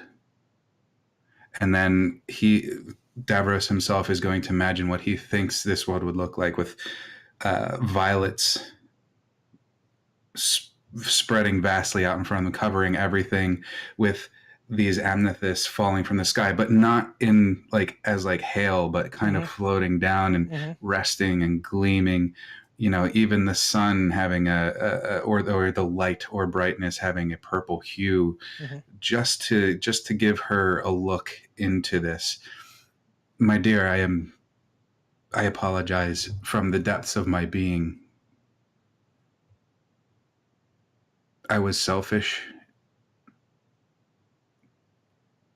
and I was trying to move forward with my group to find some path to the future.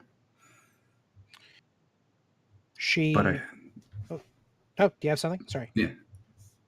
Okay. But sorry. I do. Okay. But for what it's worth and for what time we have left, I will look after you if that's what you want, and that's all I have. She looks up at you and speaks. She kind of furrows her brow. Well, it's not nice to lie, but we're here now, and I don't see why we can't find it. It's probably just over there. And she points into the great emptiness of the grave. And then she points in another direction, or there. I've never seen it, but I know it's there. I know she's real. She kind of tugs to like pull you already are kind of kneeling down. So Yeah. I love okay. Yeah. She puts her hand on your face as if she's a much older than you in this brief instant, and says, and kind of rests her hand on your cheek. The Heliotrope Cathedral is home, and if we want to go home bad enough, we'll make it there. And she smiles. Let's go home, dear. And she nods. And as you're getting up, she goes, but it's not very nice to lie. Note taken, and I'll do my best not to in the future. Jonas is like, yeah, also me too. Ah! Screams of the damned. The whole time that she's talking to Kurt, am I standing behind her? Yeah. She also looks at you. Dan, roll me a... Yeah. As you get up, you look behind her now, like above eye level, and you see that this building has been transformed. As high as you can see up into the blackness of the grave, you see these beautiful gleaming purple spire. To the left and the right, as far as you can see, the pillars of woven flowers made solid. You feel this breath, that smell of fresh earth, of heliotropes. You see for just one instant this image. Maybe this is what it looks like, maybe it's not. But conjured from her imagination, this gleaming, perfect heliotrope cathedral. And in the middle of it, with arms outstretched, a woman in white, purple, and gold. And then, as quickly as it's there, it's gone. At this moment, you hear a booming voice from outside. You can hear from the way that the direction of the voice moves that the person shouting is walking back and forth and shouting in all directions. So you're pretty sure they don't know exactly where you are. They're not shouting right at you. It's not real. You know, it's not real. Whatever she's telling you, it's a lie. You hear the very faint buzz of radio chatter back and forth. Do you hear me? I know you're there. I'm going to hold up a hand and just to signal not to say anything. Yeah, so out of character wise, you're sure, by the way, that whoever was around would have seen that giant, because again, if whatever she's making is made, they would have seen it. The her that they're referring to on the radio chatter, quote unquote, is that, can we surmise that that's talking about the little girl? Okay. Okay, go ahead. Yeah, this building became the cathedral for a moment, whatever it was. Sure. And so they saw it. Listen, there's been a misunderstanding. If you come out peacefully, we won't harm you. We're just trying to correct an error. There's been a mistake. There's nowhere to run. There's nowhere to go.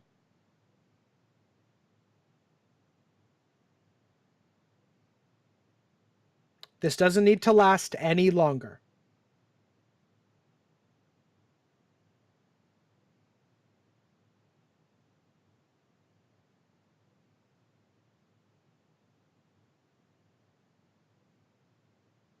The moment that the cathedral is there in front of us, Jonas drops to his knees, knowing that the girl is conjuring a vision, this morphic world.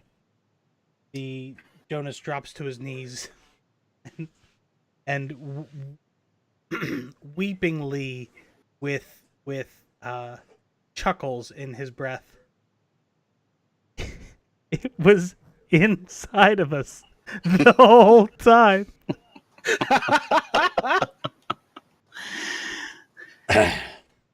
And then the chatter starts to, and the cathedral starts to wash away, And Jonas stands back up at the ready behind Davros, and then catches Davros's like "shut up" signal. Davros, Verk, what do you guys do, if anything? I'm gonna wait to see what Burke does. Oh, I was gonna say, like, I'm like cracking my knuckles. I'm getting ready to go. So I'm just waiting for them to say kill. We have no visual on them at the moment. Roll me perception, everybody. Actually, Okay. roll perceptily. This one is for Verk. Okay. 14. 14. Okay. This one's for Davros.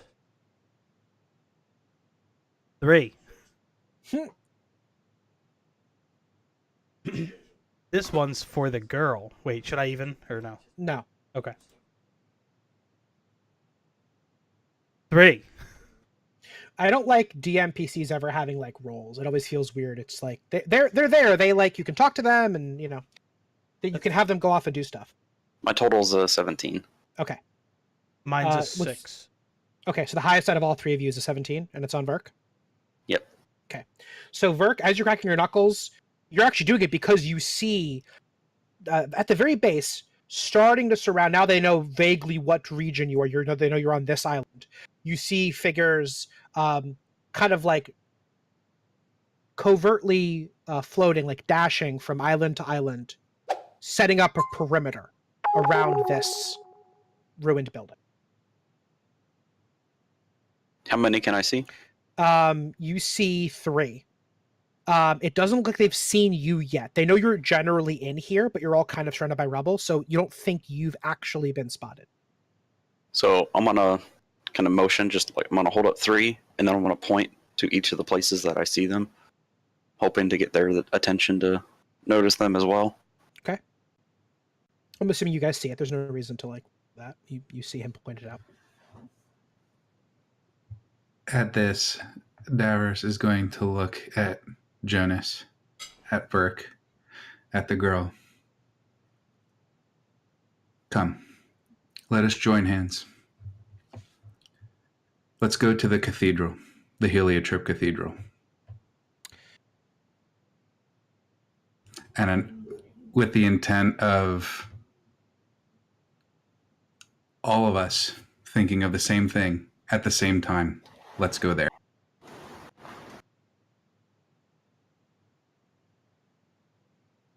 I'll grab hands. Are you with me? He'll look at each of them again pointedly.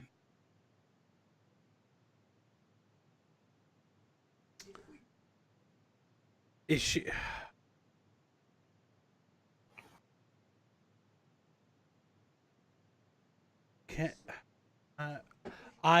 Can I find a rock on the ground nearby? Sure. Sure. Okay. I grab a rock, and as I pull it up and hold it out in front of us, I turn it into a purple amethyst. Mm-hmm. Can I do that with my morphic Sure. ability? It's difficult, but you're able to do it. Yeah. Yeah, but and I'm not turning it. Well, I guess I am turning it into that thing. Briefly, but, yeah. But briefly, right? And I hold it out to the girl as if to put it in our palms as we hold hands. Okay. Do you turn the device back on?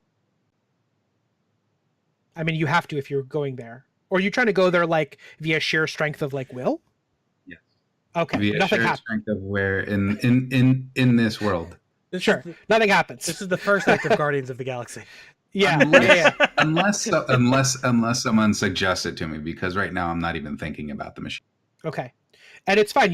You're able to conjure it and breathe. And now, for maybe 4 or 5 seconds, before it was just like a flash, right? The cathedral rises back up. The vision that all of you have seen, you hold it in your minds, and this building becomes it once more, and then fades. You're still in the grave. At this, you hear again from the outside, "It's not going to work. It's not even real. It's a story. I don't know what you heard or who you heard it from. I've seen a lot of poor souls go down this road." You hear him pause for a second as if perhaps checking his dossier. Jonas, right? Jonas, is it? Davros, Verk, listen. I've seen a lot of men die this way, chasing their tails. It's not out there. I'll tell you what is out there. Silence and death. But doesn't have to end this way. Make my job a little easier. If me and my men can go home today, cleanly and quietly, and end this chase right now, you have my word. I'll let you all live. I'm just doing my job, gentlemen. I'll look at the other two. We've been running. I mean, when he puts it that way, guys, it's pretty reasonable. Yeah. So Verk is like, oh, all of a sudden we could have been standing and fighting. I don't know why we were hopping worlds. He sounds pretty reasonable, Davros, and the little wishing circle didn't really work here, buddy. To get rid of... Go ahead. Oh, I was gonna say, would a how is it? Like insight, would it be able to tell if he's being truthful through the way he's wording it, or? Sure. All right, go ahead and throw me a d20, Frets. That's an 8. Okay, that's a 9. Okay. As far as you can tell, he's telling the truth. All right. So Verk's satisfied. Yeah. If it's good enough for Verk, it's good enough for everybody. Are they within throwing distance, Daniel? You'd have to be a hell of a fucking shot. I would say no. I mean, Like, they're that far away, is what you're saying? yeah. Okay. They're in gun distance, if you guys have any of those. But I don't think you do. And No, I dropped my club back into the last world. yeah, that's right. And it was a shotgun anyway, so. It was a metal club. I'm sorry, my bad. Diversal, in response to Jonas, it's not real. Perhaps the things that we conjure in this world are not real per se. However, I refuse to believe that the lives that we've lived, the places we've been, don't exist. They're after us for a reason. Does anybody else see Harkwell on my shoulder? No. Okay. No. This is now just within your psyche. He's not actually on your shoulder. That was like an angel and devil on your shoulder, like metaphor. Metaphorically. He's just like, he's just like within your consciousness. They attacked us with no reason, really, that we could see. I don't believe this, man. So do you guys respond to him at all? Or you guys are just talking amongst yourselves? Jonas is. I'm talking just amongst the group. Jonas starts pacing around the circle of the other three. Right. Are you guys in cover? Let's say if they were to, like, I'm assuming you don't have direct line of sight to them, because then they would have direct line of sight to you. So you guys like crouched, covered. You're not out in the open, right? I feel like Once I there's. saw I the would- three, I I'm feel sure like that there's we a would have hunkered behind something. Yeah, there's I like would a assume ruined it's wall kinda between like- us. Yeah, I would assume it's kind of like that thing, like we're on the top level, crouched behind a wall, as he's kind of out in the open, screaming up to us, because doesn't know exactly where we are, but Yeah. there's the general vicinity. Okay. So, And I am going to turn the device back on at this point. Okay. As you're turning it back on, there's this click and a hum, and it says, "Hello, welcome to the grave, gathering coordinates." And you hear the voice now a little closer. He's circling this vast island, and you see at the corner of your eye that he is just kind of floating. He's standing, like how Iron Man might fly, like that like standing pose, and he says, All right.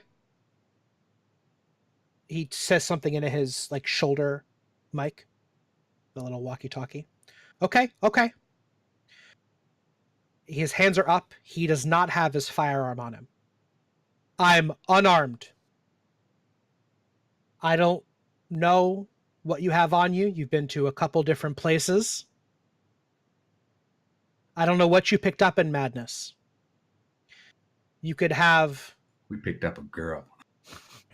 any number of magical firearms, weapons. You could have a dragon with you. I don't know. And here I am, arms up. Rick looks at the girl. Are you a dragon?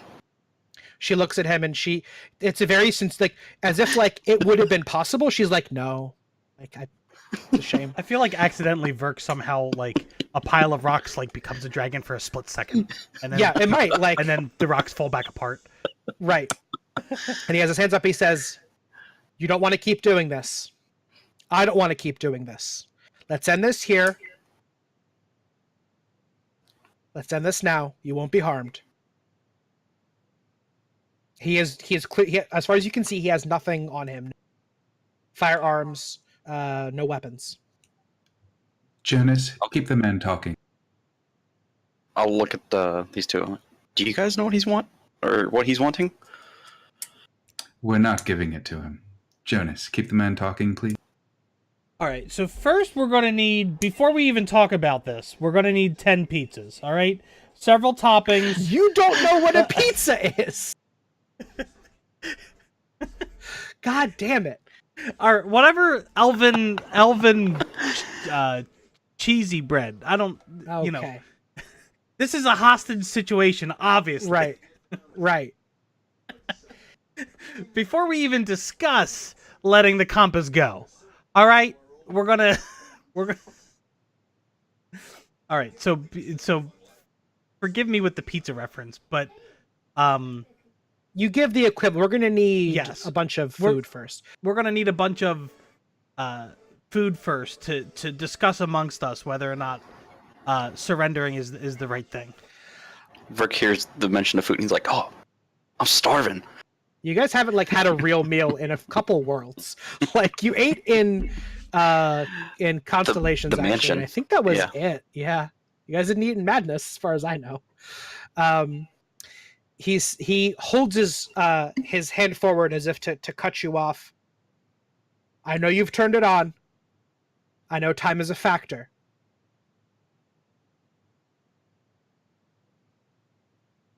This offer is going to expire. I'm warning you. What is even time in the grave? I really don't know. If And is there any way? is there a sun? Any way for me does it to? does it come up and go down and that's a day? I'm just completely lost. Is there any way to? I'm putting all of my focus into the device at this point in time. Mhm.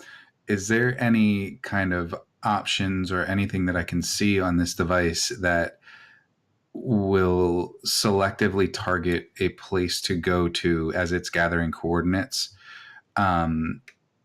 preemptively? So like really looking into it more than just letting it do its thing at Yeah. this point in time. So as you begin to look into it, you realize it is pulling from you. You really like envelop yourself in this thing.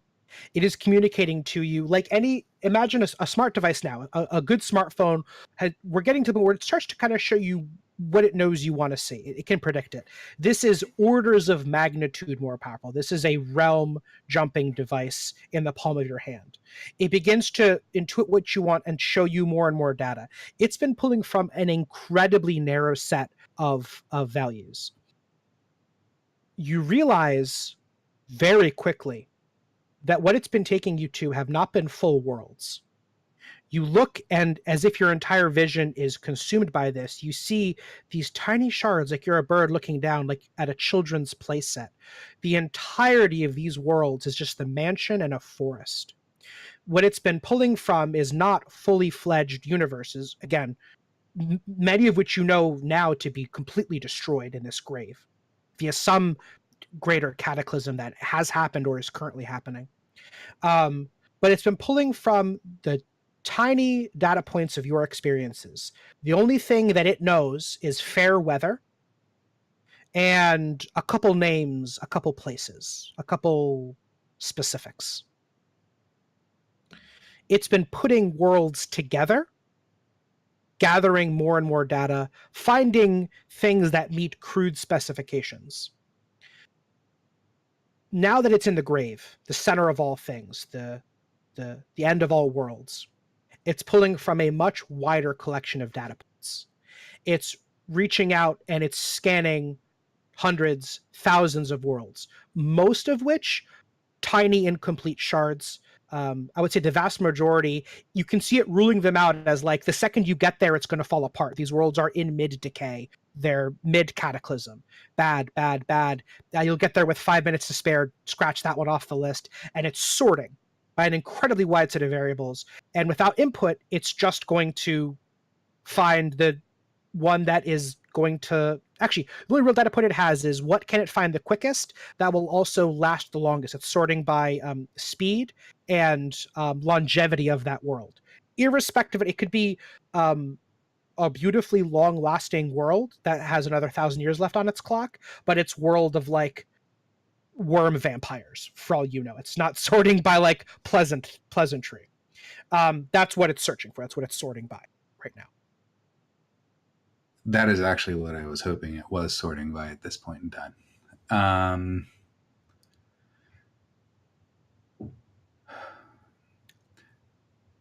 Am I able to see? So I'm able to see basically the longevity that these worlds have and the completeness of them at this point in time. It's but like that's what yeah, and it's a range. It's not like exactly, but it's like these have like a few hours, a few days, a few weeks, a few years. So yeah. I would like to go. Is there any way that I can find one that has at least millennia of time left? Like basically looking for the ones that it is sorting out that have the longest amount of time. Yes. Yeah, you can do that. You can find them that have like a few millennia left, a few ages of civilization. Okay. I don't know how to portray this to them in a round of in a what's the term? I don't know how to portray this to them in layman's terms without saying everything that you just did. So that would take forever. Does the device seem ready to like because before you were saying it was pulling everything together. Now it's kind of sorting through things that already exist is what you're saying. But you're going to be, if you were to jump and to use like a lot of sci-fi properties usage, you're going to be jumping blind. It's just going to pick a world and you're going to go to it. You're not, you would take time to punch in like, all right, I want a world from, it's got to be a cathedrals type world. It's got to have this and this and X, Y, and Z, and start to go through those data. It's just going to be like, it's going to jump to a world. And if all you give it is a world that is going to be around for a while, it'll pick one of them.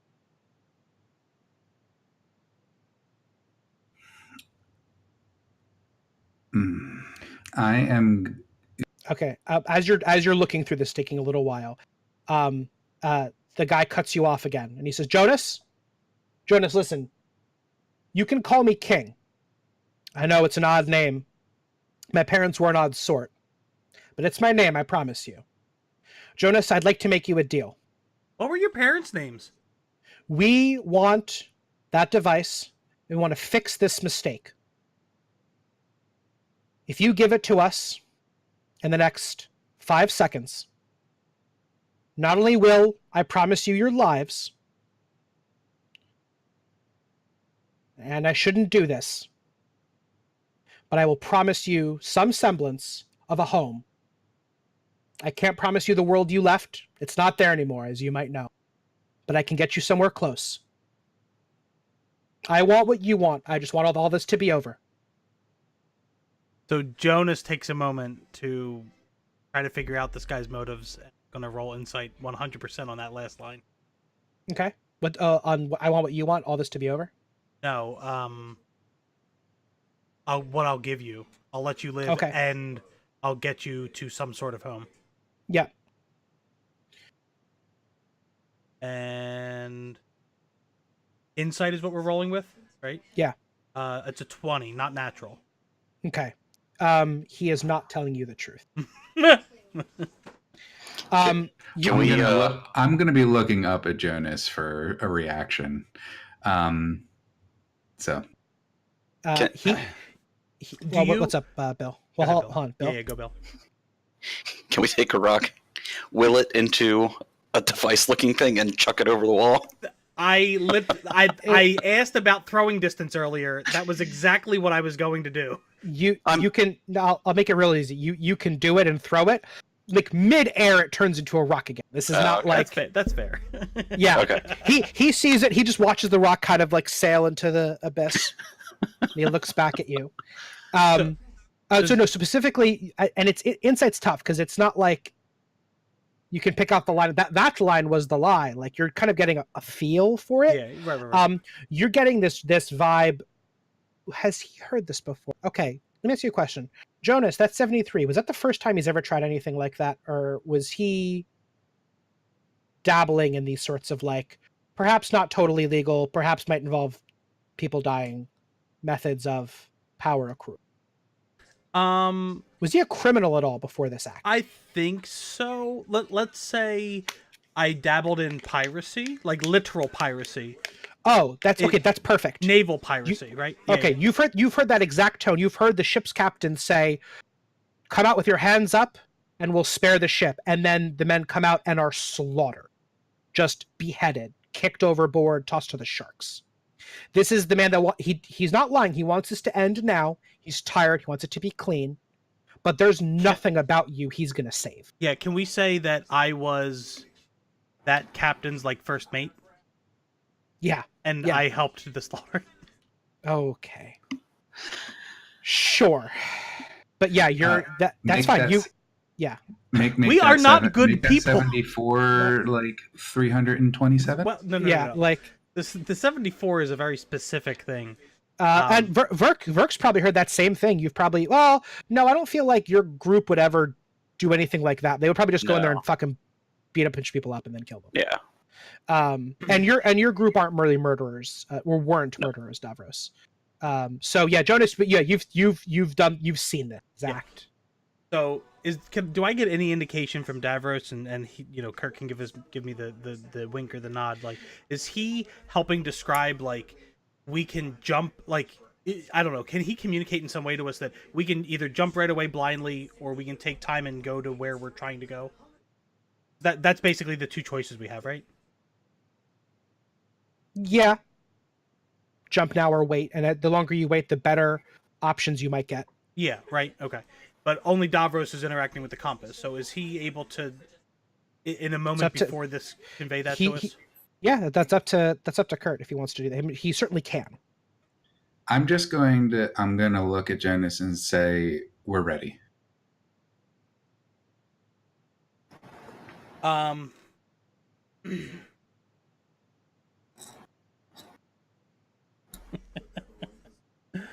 Oh man. And Dan, as these few seconds are going by, I'm going to focus in on the machine. And again, I don't know what the world is going to be like, but find the one with the most time and the one that is most put together out of what I've seen. Okay. Again, regardless of positive or negative attributes, it's simply like a whole world and has a while left clock. Right, because I can't really determine the attributes of it right now, right? Right, not without much more time. Exactly. So that's what I'm going to look at. Time and... Yeah. Or you could just sort by like positive. It'll be like, cool, you've arrived at world of blowjobs. It's going to be on for the next 5 seconds and then it dies in fire. Right. That's why I'm looking for time. Yeah. And, I gotcha. Is that world complete? Hold on. Is that world morphic? Yeah. It is. Yeah. Let's all gather in a circle, guys, and focus at the same time. I start backing up to the group, and I'm putting my hands behind my back, and I'm like trying to gather everybody into a congealed whatever after getting Davros' signal, and I call out to the dude, I really don't want to call him king. It's his name. Yeah, It's that's the Squire, Prince. Squire.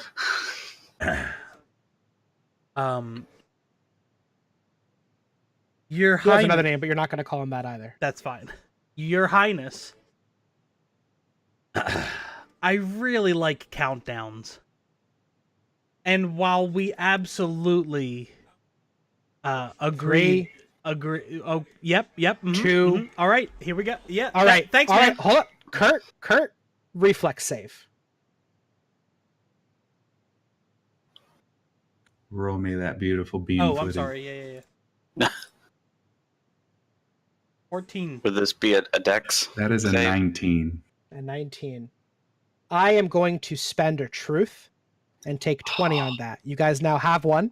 You have you have the first one you've had all session. But I spend mine. And he pulls, as you reach for it, as he says one, he pulls out of the folds of his jacket a small needle. He's far enough that I can't imagine any of you can see anything. For all you know, it might actually be a dagger. It's just like a small thin metal object. And he plunges it into the side of his neck, just jams the whole thing in. Oh my god. And he is wreathed immediately in bright blue flame. And he holds his hands up and he brings them down. And you are all crushed by, what's the max G-forces you can take without like dying? What is it, like 6, 8? 8, I think. Yeah, It's you're hit by like most normal people. G7. You are flattened. You just fall to the ground. You are being held there. And you can see him physically holding whatever he's got. And Jonas, you now have like a sense for these things in terms of us. You can sort of see the scholarly aspects, but more importantly, you now just have that feel. You've tasted divinity. You know what it feels like. You know how the air smells when it's around. Whatever he has is a dose of absolute godhood. And he is just physically changing gravity. He is morphing the laws of physics around you right now. And he's holding it down with both hands. And you see him reach, and he kind of leans his mouth into his shoulder piece and says, "Go." And you hear the rustling and clattering, and from all around you, the squad starts to storm the building. Was I able to punch it before he pushed us to the ground? Nope, that's the reflex save. You are like, it falls and it is just out of reach of your hand. You're on the ground laying there on your. Why doesn't everybody roll me a d4? Because it's annoying. That's fair. I can't argue with that. Burke gets a 2. Okay. Can you type in 3d4? Yeah, I'm sure you could. Yeah, but then who's which one? That's true. Yeah. Yeah, you don't know who. Yeah. Davros is a 2, and I'm a 2. Okay, you are all 2 feet away from this thing. What about the girl? What about the girl? Oh. Oops. 1. She's Hair attack. 1 foot away. I'm going to say, "Dear, could you help us with your hair?" And he'll accept. She's struggling. She's got a way smaller frame. This is hurting her a lot more. And you see her hair slowly, like very thin snakes, work their way across the ground. They're still held down by this, but they're lighter. So gravity. I may be completely botching physics, but I imagine they would have an easier time moving than a human body. And they start to inch their way towards the device. And he sees this, lets one hand go and reaches for the device. The G-force now is halved on you. Let's say it's a 3 or a 4. You guys can now crawl at half movement speed, but he begins to pull the device towards him. You can see him just sliding it. It begins to just float in the air as he pulls it. Can I do a thing to try to lunge toward it? Sure. What do you try? Just brute strength. Just to lunge Uh, toward Try it. to. Yeah, just to What'd you say, Franz? almost No, go ahead. just like doing a push-up, but pulling myself. I say lunge, but like sliding myself almost with like a push-up motion across the floor, trying to get closer to it. Sure. Roll me strength. Frets. Gonna say a DC. This is to get to it, a DC 20. Oh. It's a tough one. 14.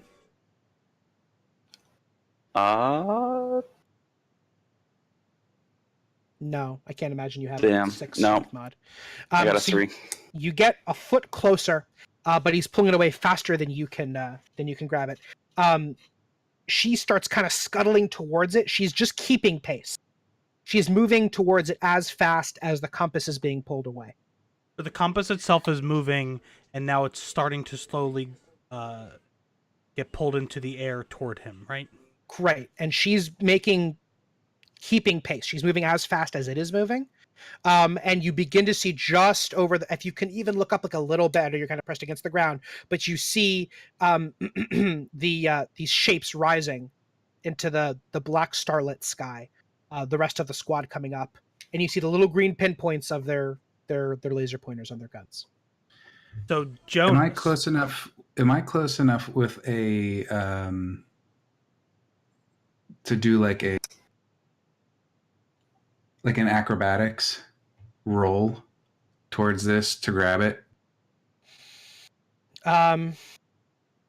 You're now 3 feet away from it. I'll say, yeah. I mean, you can try. You can roll equally as much as Verk could. Okay. I'm going to use the one truth that we have. Oh shit. Okay. And I'm going to grab the device. What's your total acrobatics? 5. So 25 total. 25 total. You move 2 feet towards it. You are 1 foot away. And I don't have enough arms length. No, you're like your arm outstretched is 1 foot away from it. Damn. You like clamp, you go to leap, and you're crushed almost immediately, but you're able to slide towards it in that meantime.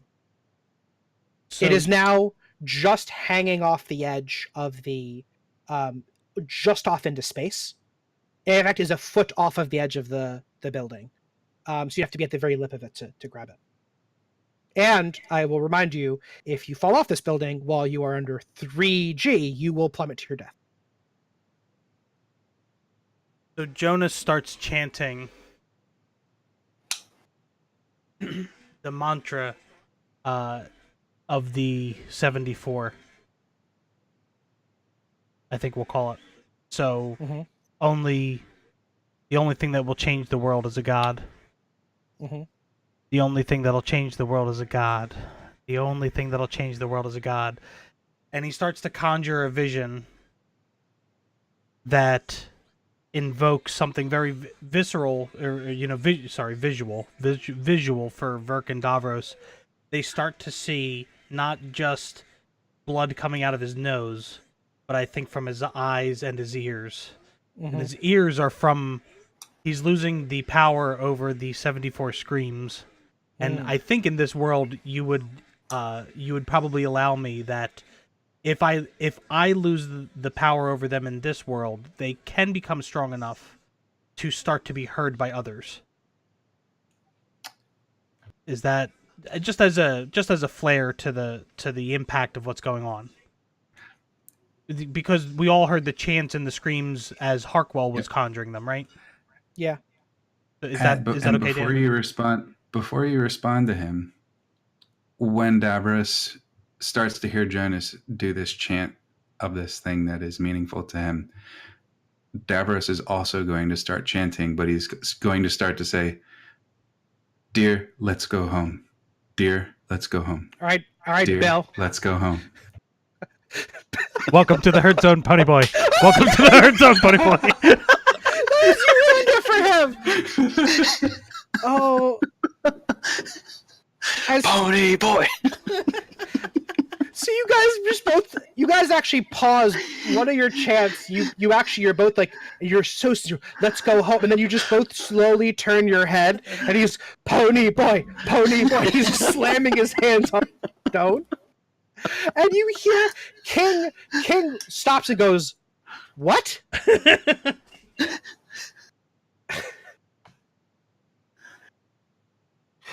Quick, while he's distracted, grab it. Yeah. When he goes, "What?" the compass stops moving.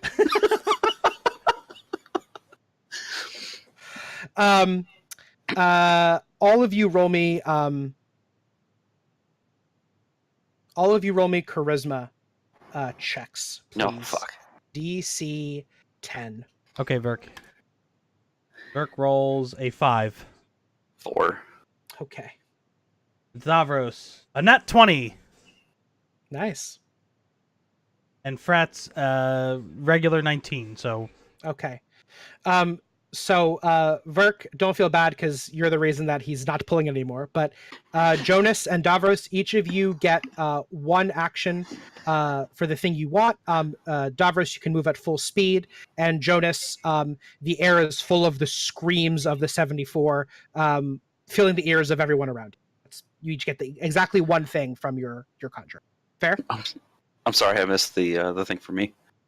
Nothing, because you failed your save. Yeah, But you okay. got him to That's stop. my turn. You got him to stop pulling because he was like, "What?" You are what caused it. For my action, I want to take that movement forward, grab the device, Mhm. and hit engage or enter or whatever it is on that selection that I had. Okay. As he sees you grab it, his eyes go wide, and he says, "No!" And he pulls his. You see him. This guy is pretty composed, and his eyes flare out. And Jonas, once again, you recognize that with this godhood in him, there's this incredible surge of power, but you lose so much of yourself. You saw Brightholm lose herself to it. You've tasted losing yourself a little bit, and you see this composed squad leader just turn raving mad for a moment, just screaming. The fire surges around him. It catches one of the men in the air. It burns them immediately. You see their soul drain out of them, and their corpse, their husked corpse, just plummets down into the grave. And he, as you grab it, you are off the edge. He pulls you down, Davros. You are now plummeting to the ground. So he has it. The two of you are not near him. If he activates it, you are not going to go with him. I was gonna say, was he close enough where like we could reach out and grab onto him, or no? Roll me reflex. No, I can't roll anything. Right? Yeah, Frats. Yeah. Or not reflex, dexterity. Yep. An 8 for Verk. 9. Is the girl trying to help? Wait until you see that. Oh, wow. Yeah.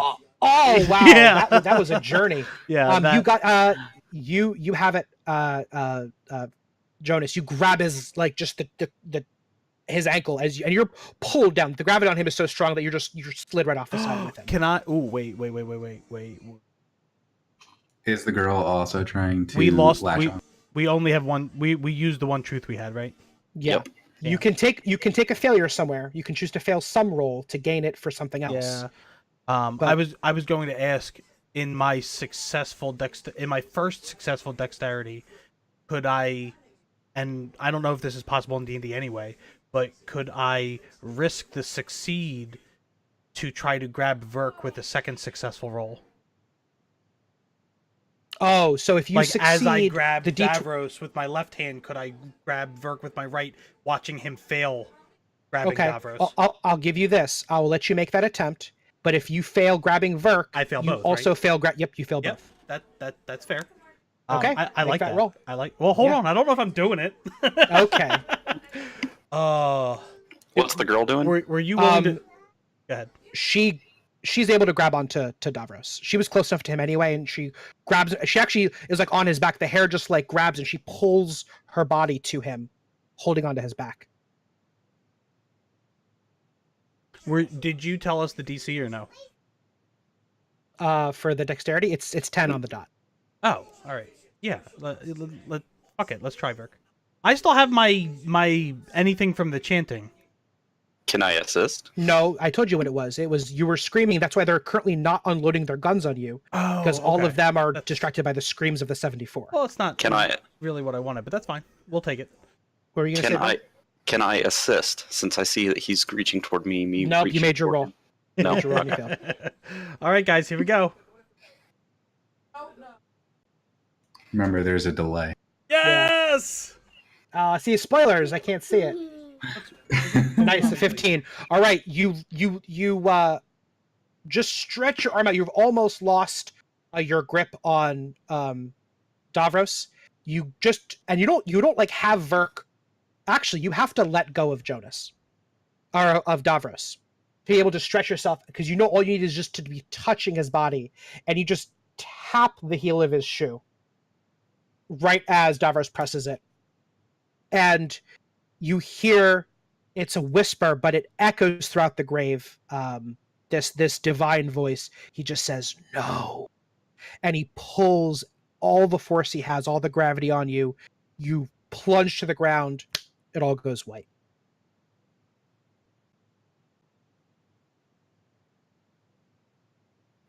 I don't know. How mad would you guys be if that's where I ended this session? Can I say That's one where thing most of them first? have ended. One thing first. Yeah.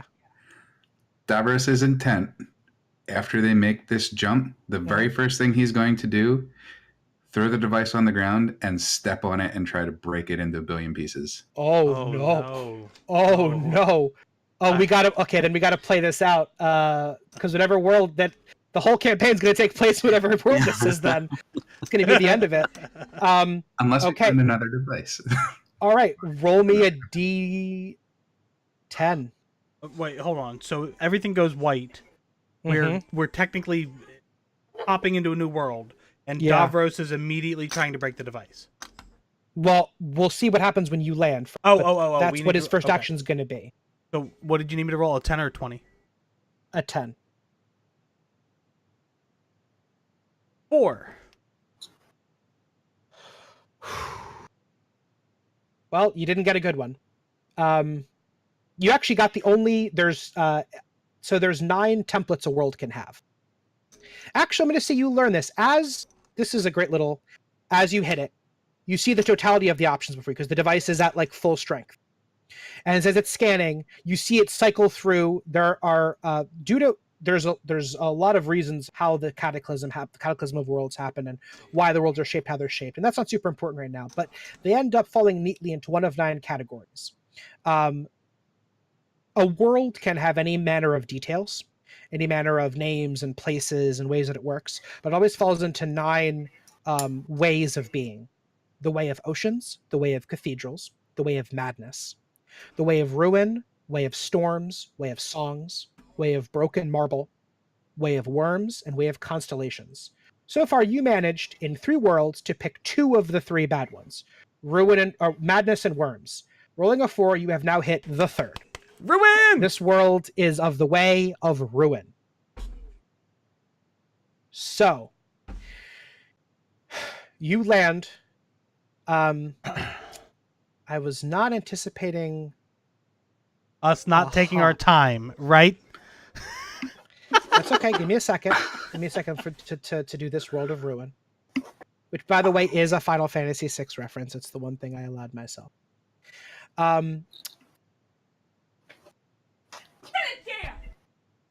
Okay. Y'all are gonna hate me. You are in darkness. There's no sky overhead. Within a few seconds, your eyes begin to adjust, and you see the gleaming of stalactites, illuminated softly by some, what's the word? The little like algae or mushrooms that kind of glow in caves. It's called bioluminescent fungi and algae. You hear voices far in the distance and see the flickers of firelight and the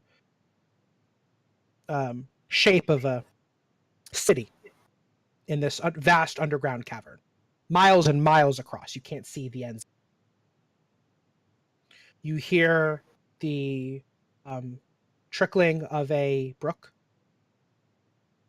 and smell faintly burned fuel or gunpowder.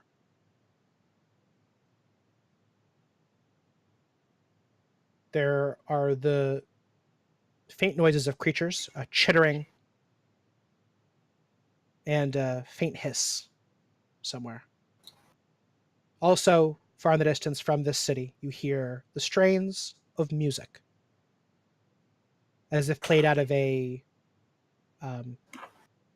not a festival, but there's a band of some kind playing a sad song.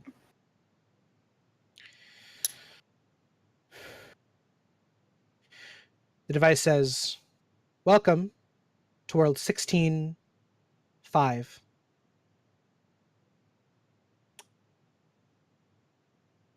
Fail-safe measure. Way of ruin."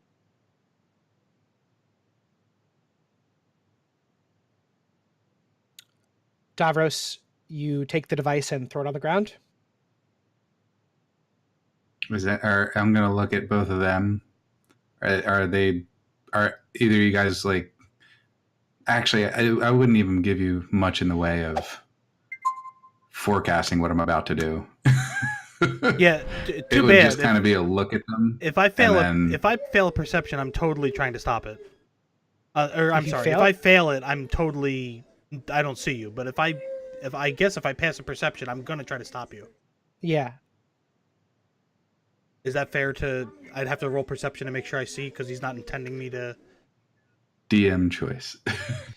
Yeah. I don't like perception. I feel like I'm limiting player. Like I want you to have knowledge, and the question is simply, do you accomplish? Not like I don't want to withhold the knowledge from you that he's doing it. Insight might be a better. But even so, if they fail it, then like no one knows you did it, and then you just do it. It feels weak. I'd rather they know, and it's can they stop you in time or convince you or something. So you look at him, you go to drop it, you just see and you read it on him that this power is too much or this is too dangerous. He goes to drop the device. Both of you see it. What do you do? Before we do it, if we can do roll-offs once we've established what everyone's doing. You're dropping it and then you're going to step on it? Yes. Okay. I put my forearm across his chest. You know that move that you do like within melee range to stop somebody's progress? So I try to stop his forward motion to stomp this. And I press up against him and I look at him and then I look at the girl and then I look at him and I say, "You said we were going to take her home." Oh, shit. Boom! And, sorry, and then he said he would never lie to her again. Technically, he said never try to lie to her, but, you know. That's fair. So before we roll anything, before I even do any kind of reflex or anything, I want to see what Kurt has here. Kurt remembers the 73 people and is like, "Fuck it." Yeah, fuck you, asshole. I wasn't expecting that. Yeah, he's not wrong. Neither was Davros. He's not wrong. Jemis has successfully swayed Davros from destroying. Boom! Nice. Well done. Like probably the only thing that you could have done to stop me from doing it. That was fucking great. That was right on, man. Instead, I'm going to pick it up and turn it off. Okay, that's fair. Can I put at this very moment, I put my hand out to him to suggest that he hand it over because he's maybe getting, whether you do it or not, I'm just asking for it. But it's like kind of like the power, you're something went wrong in your thought process there. Yeah, you've gotten too close to it. Can you give it to somebody, kind of like the share the load, Mr. Frodo? Can you give somebody else to bear it for a world or for? Except whatever. He now knows that you made 73 people die screaming. Yeah, sure. So and I shoulder that burden. Right. I think you should give it to Verk. No, that's if Davros' real reaction would be Jonas puts his hand out and he pushes past Jonas and hands it to Verk. That's fine. but I wanted to. I think this is an appropriate narrative moment for Jonas to be like, dude, let somebody else have this for a moment, because you just almost destroyed our only ticket to do the thing you told the girl you want to do, and to maybe even get us home or get us to the right place. Davros stands there and he looks at Jonas's outstretched hand, and he palms the item. He pushes past Jonas. He looks at Verk, and then he looks down at the girl, kneels down, and says, "Help us get home," and hands the device to the girl. She reaches out with her hair and curls it away and forms her hair into a bun. The device inside the bun. And she nods at you. And she kind of looks around. And she starts walking into town. Davros immediately follows. Tell her to keep it off. Well, she didn't turn it back on. Okay. Jonas? And Verk?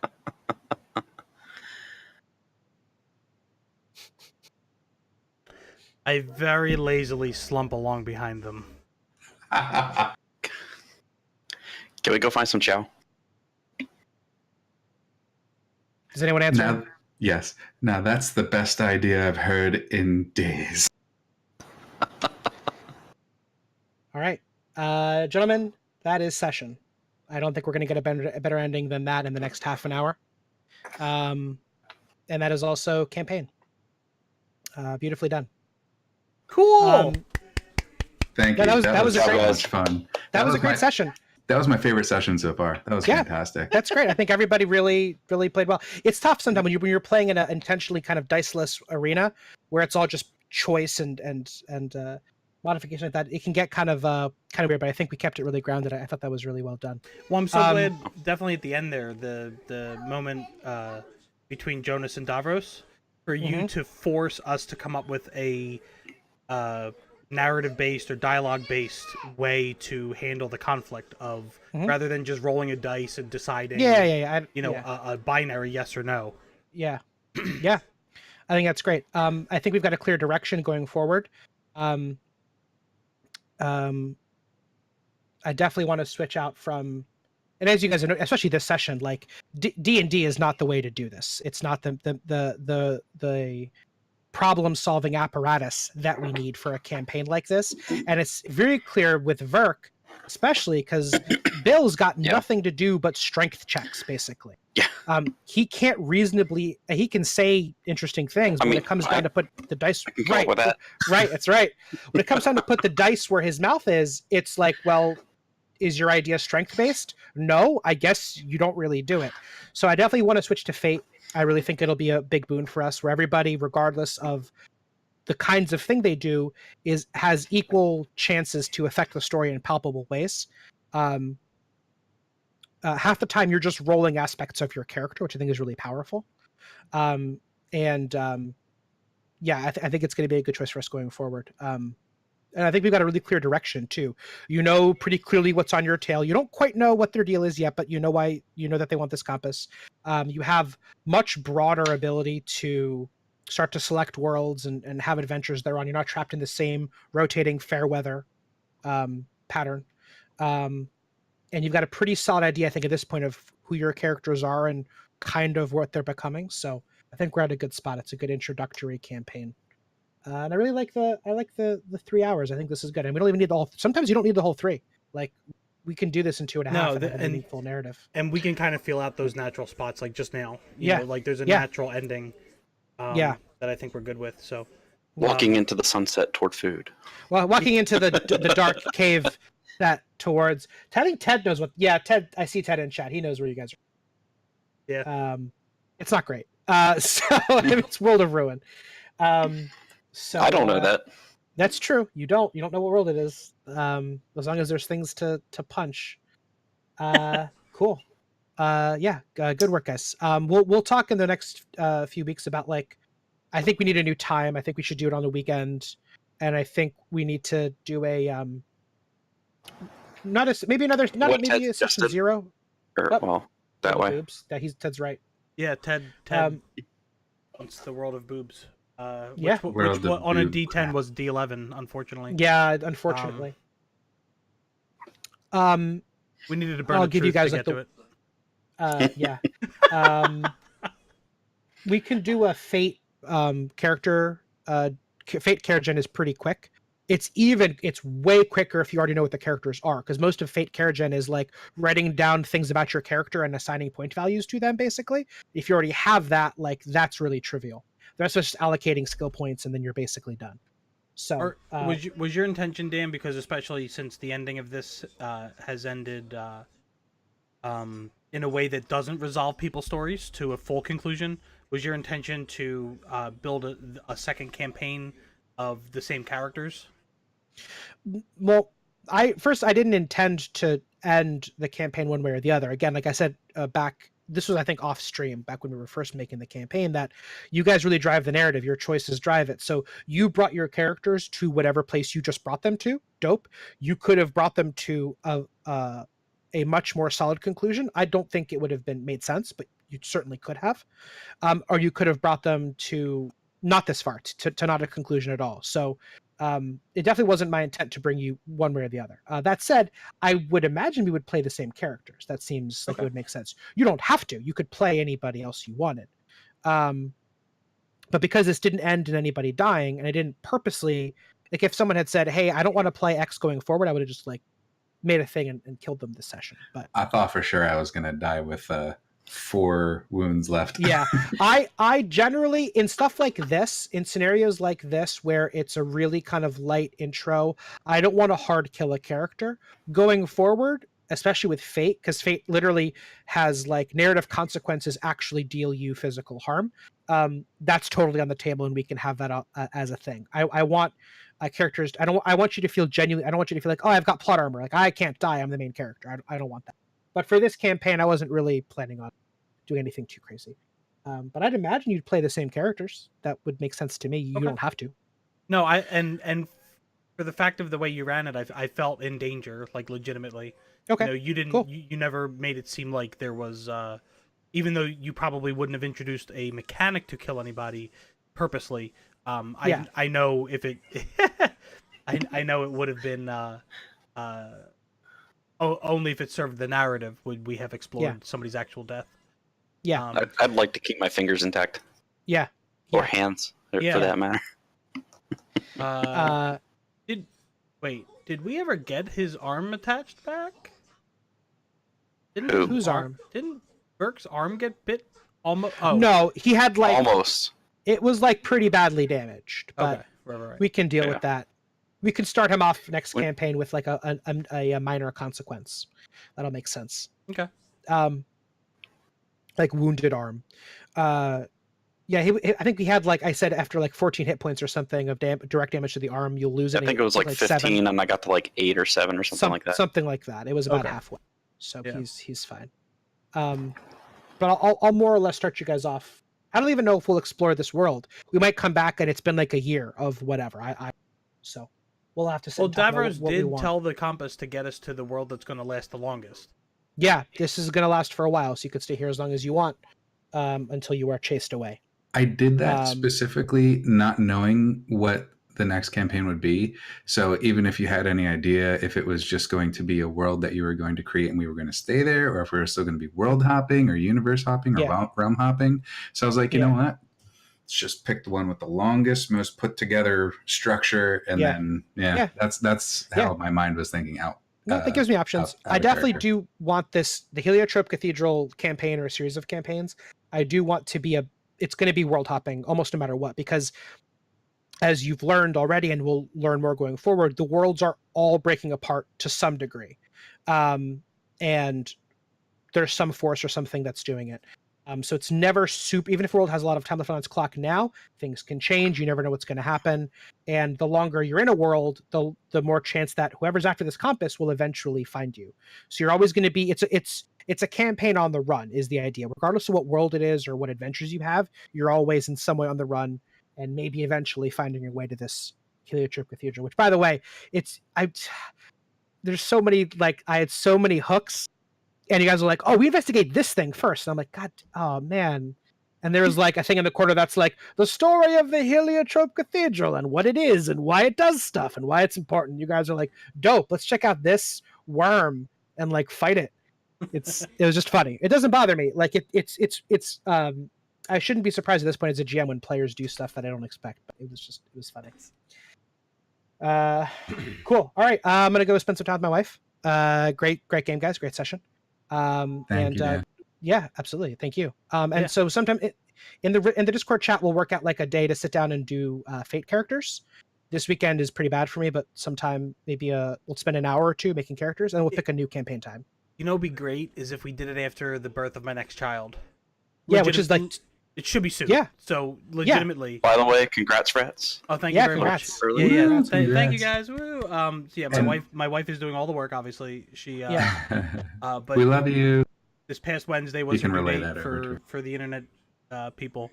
This Wednesday was her past due date, so she is now officially a day overdue. So right. we're going to see the doctor tomorrow, and there's probably some induction coming up very soon if she hasn't naturally progressed into real labor. And we should be, adding to the Frats family in the next couple days. So obviously this weekend is probably hard. Dan already said he's pretty busy. Yeah. Next weekend's a possibility. I don't want to put it off too far, but certainly I want. Yeah. Whenever. I would like after we get home, get settled. I can dedicate, a night, either home from work or maybe I'm not even back at work yet, and we can talk about it for sure.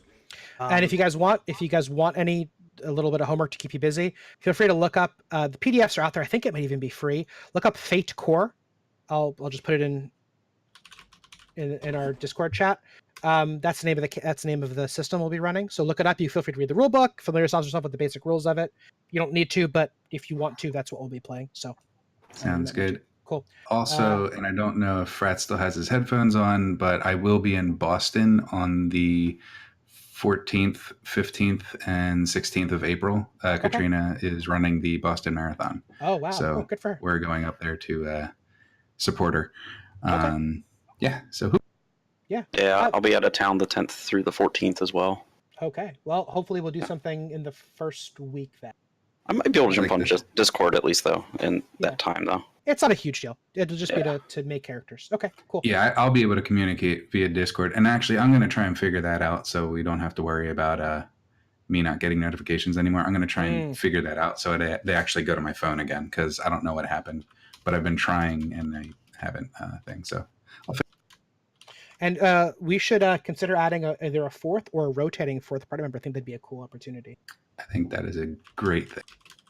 Especially Ted, because he's my dog. Yeah, All right. I'm a huge fan of the fourth. Yeah, absolutely.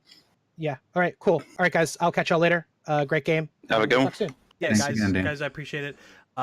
Bill and Kurt, I'm gonna sign off the stream for a second, okay? Yep. I'm going to go listen to him sign off the stream. Oh, that's not. Yeah, I did the same thing. You guys are talking to the stream still. I'm not anymore. All right, I muted him. Let me. What the hell? Hold on, y'all. Rats. Copy. Yeah. Paste. What is? Being weird. Okay, if I close this.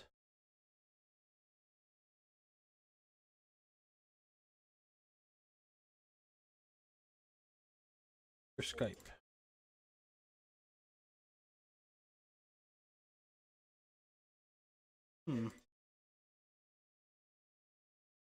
There we go. All right. That was the last session. The adventurers came to a natural crossroads, if you will, where we are now at the world of ruin, running away from our captors in a pretty good spot narratively to take a break from the adventures. I appreciate everybody who's tuned in. I appreciate everybody who has taken a look at us on YouTube and my Twitch channel. Thank you so very much. We enjoy this kind of storytelling very much so. Dan is a just an absolute artist in terms of weaving together really cool fantasy or fictional stories. I guess he might be good with nonfiction. I've just really never seen or read some of that stuff, but his fiction-based world building is fantastic, and I think anybody who's sitting here enjoying it or watching it or whatever can definitely. So, Dan, thank you so much for the 6 episodes of content, the very cool beginnings of uh, a camp. A full campaign here, and the beginnings of something really cool to stream uh, to build out in video content and to really put out there for the world. I think you know you certainly you Dan have looked for different ways to build your worlds and then put them out there for other people to enjoy. And D&D has given you that space for a very small audience, in the typical sense of 4 or 5, 6 people in a room enjoying each other. Now, using Twitch as a medium, I think we'll be able to get to an audience the size of which that deserves to be able to access these great adventures and tales that we all help weave together, but with your guiding force, if you will. So thank you, Bill and Kurt. Thank you so much. We obviously couldn't have had the 6 episodes without you. Your ability to be flexible with both the time and the different rules, the different setups we had, and everything. Greatly appreciate it. You guys fleshed out Kurt with some of your beginnings of voice acting and trying to build an accent for a character. Bill, with your incredibly terrible but hilarious one-liners for your barbarian. um, your your contributions to the story and everything were pretty incredible by the end. And as we add up all of the different sessions, there's uh, there's an absolute growth for you guys and the characters that you guys brought to the games. So greatly appreciate it. Thanks for putting as much time and effort into this stuff as you did. I mean, hell, Bill even got a shirt made, with one of the one-liners. So it's fantastic. So, as you guys heard towards the end of the campaign, towards the end of the actual story and gameplay, there, Dan, myself, and hopefully the rest of the group are very interested and invested in continuing the storyline of these characters and continuing into a new campaign, if you will.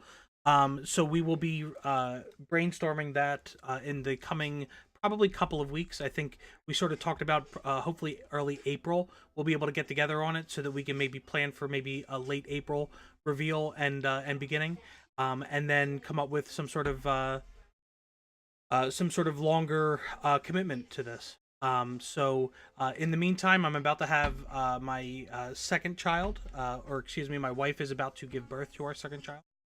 So we're adding a one to the Frats family here, and so unfortunately, towards the end of this pregnancy and as things have gotten a little bit hectic in my personal life, you guys have seen the channel's been a little devoid of streams and some of the time I've used to commit. So I really like the content that we're providing and the D&D games and really enjoying.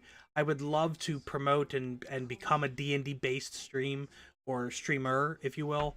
And if turning this channel into a once or twice a week, full on tabletops, fate game, D&D game, whatever you want to call it, but style game where we can really push these handmade narratives and stuff, I think would be different enough for Twitch, different enough for the audience, that we could hopefully build a following. So that's what I'd like to do with this channel, and how I feel like my free time would be best spent on continuing streaming or trying to post things on YouTube. So that's what we're trying to do with the channel, guys. So, but I might be incognito. Feel free to check me out on Discord. I'm sure I'll find time to play some games here and there. Been getting a ton of Rocket League in. I definitely still hop on Apex every once in a while, but keep in mind, just hit me up on Discord if you want to play some games or if you want to see. I'm probably just not streaming all the time. Ted, oh my God, Ted, thank you so much for the 2,000 biddies. Ted is joining the itty bitty titty. No, the titty itty bitty the committee. I don't know. But Ted, thank you so much. Seriously, the support from all of our real life friends truly means a lot. And I greatly appreciate it.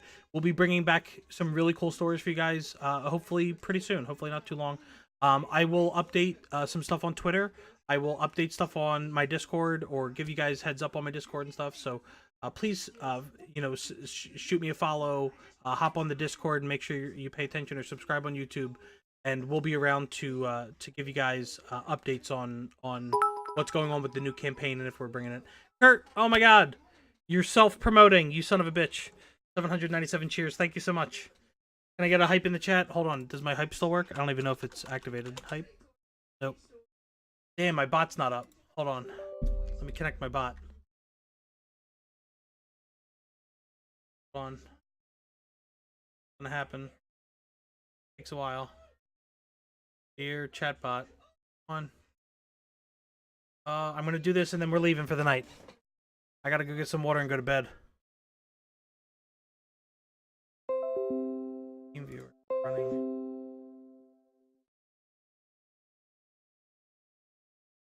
Hype. Hype. What the? Where's my? Oh. Oh, my tokens are invalid. All right, I'm over that. All right, don't worry about it.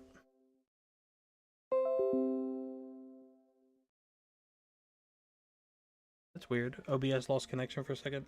All right, my chat bot's broken. We'll get that fixed for the next time we stream.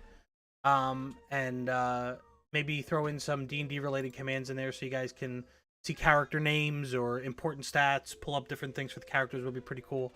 I also think we can redesign the stream a little bit so you guys get like a little fading intermittent window of like character sheets of Davros, of Jonas, of Verk, of the fourth character if we introduce somebody else. I think would be pretty cool or appropriate. So we'll brainstorm that. We'll announce a bunch of stuff, and then we'll hit it back towards the end of April, hopefully, coming up in about 3 to 4 weeks, with a full-on new campaign to enjoy. So, thank you guys so very much. I appreciate it, and please have yourselves a wonderful time until we're live again. All right, thanks guys. Have a good night.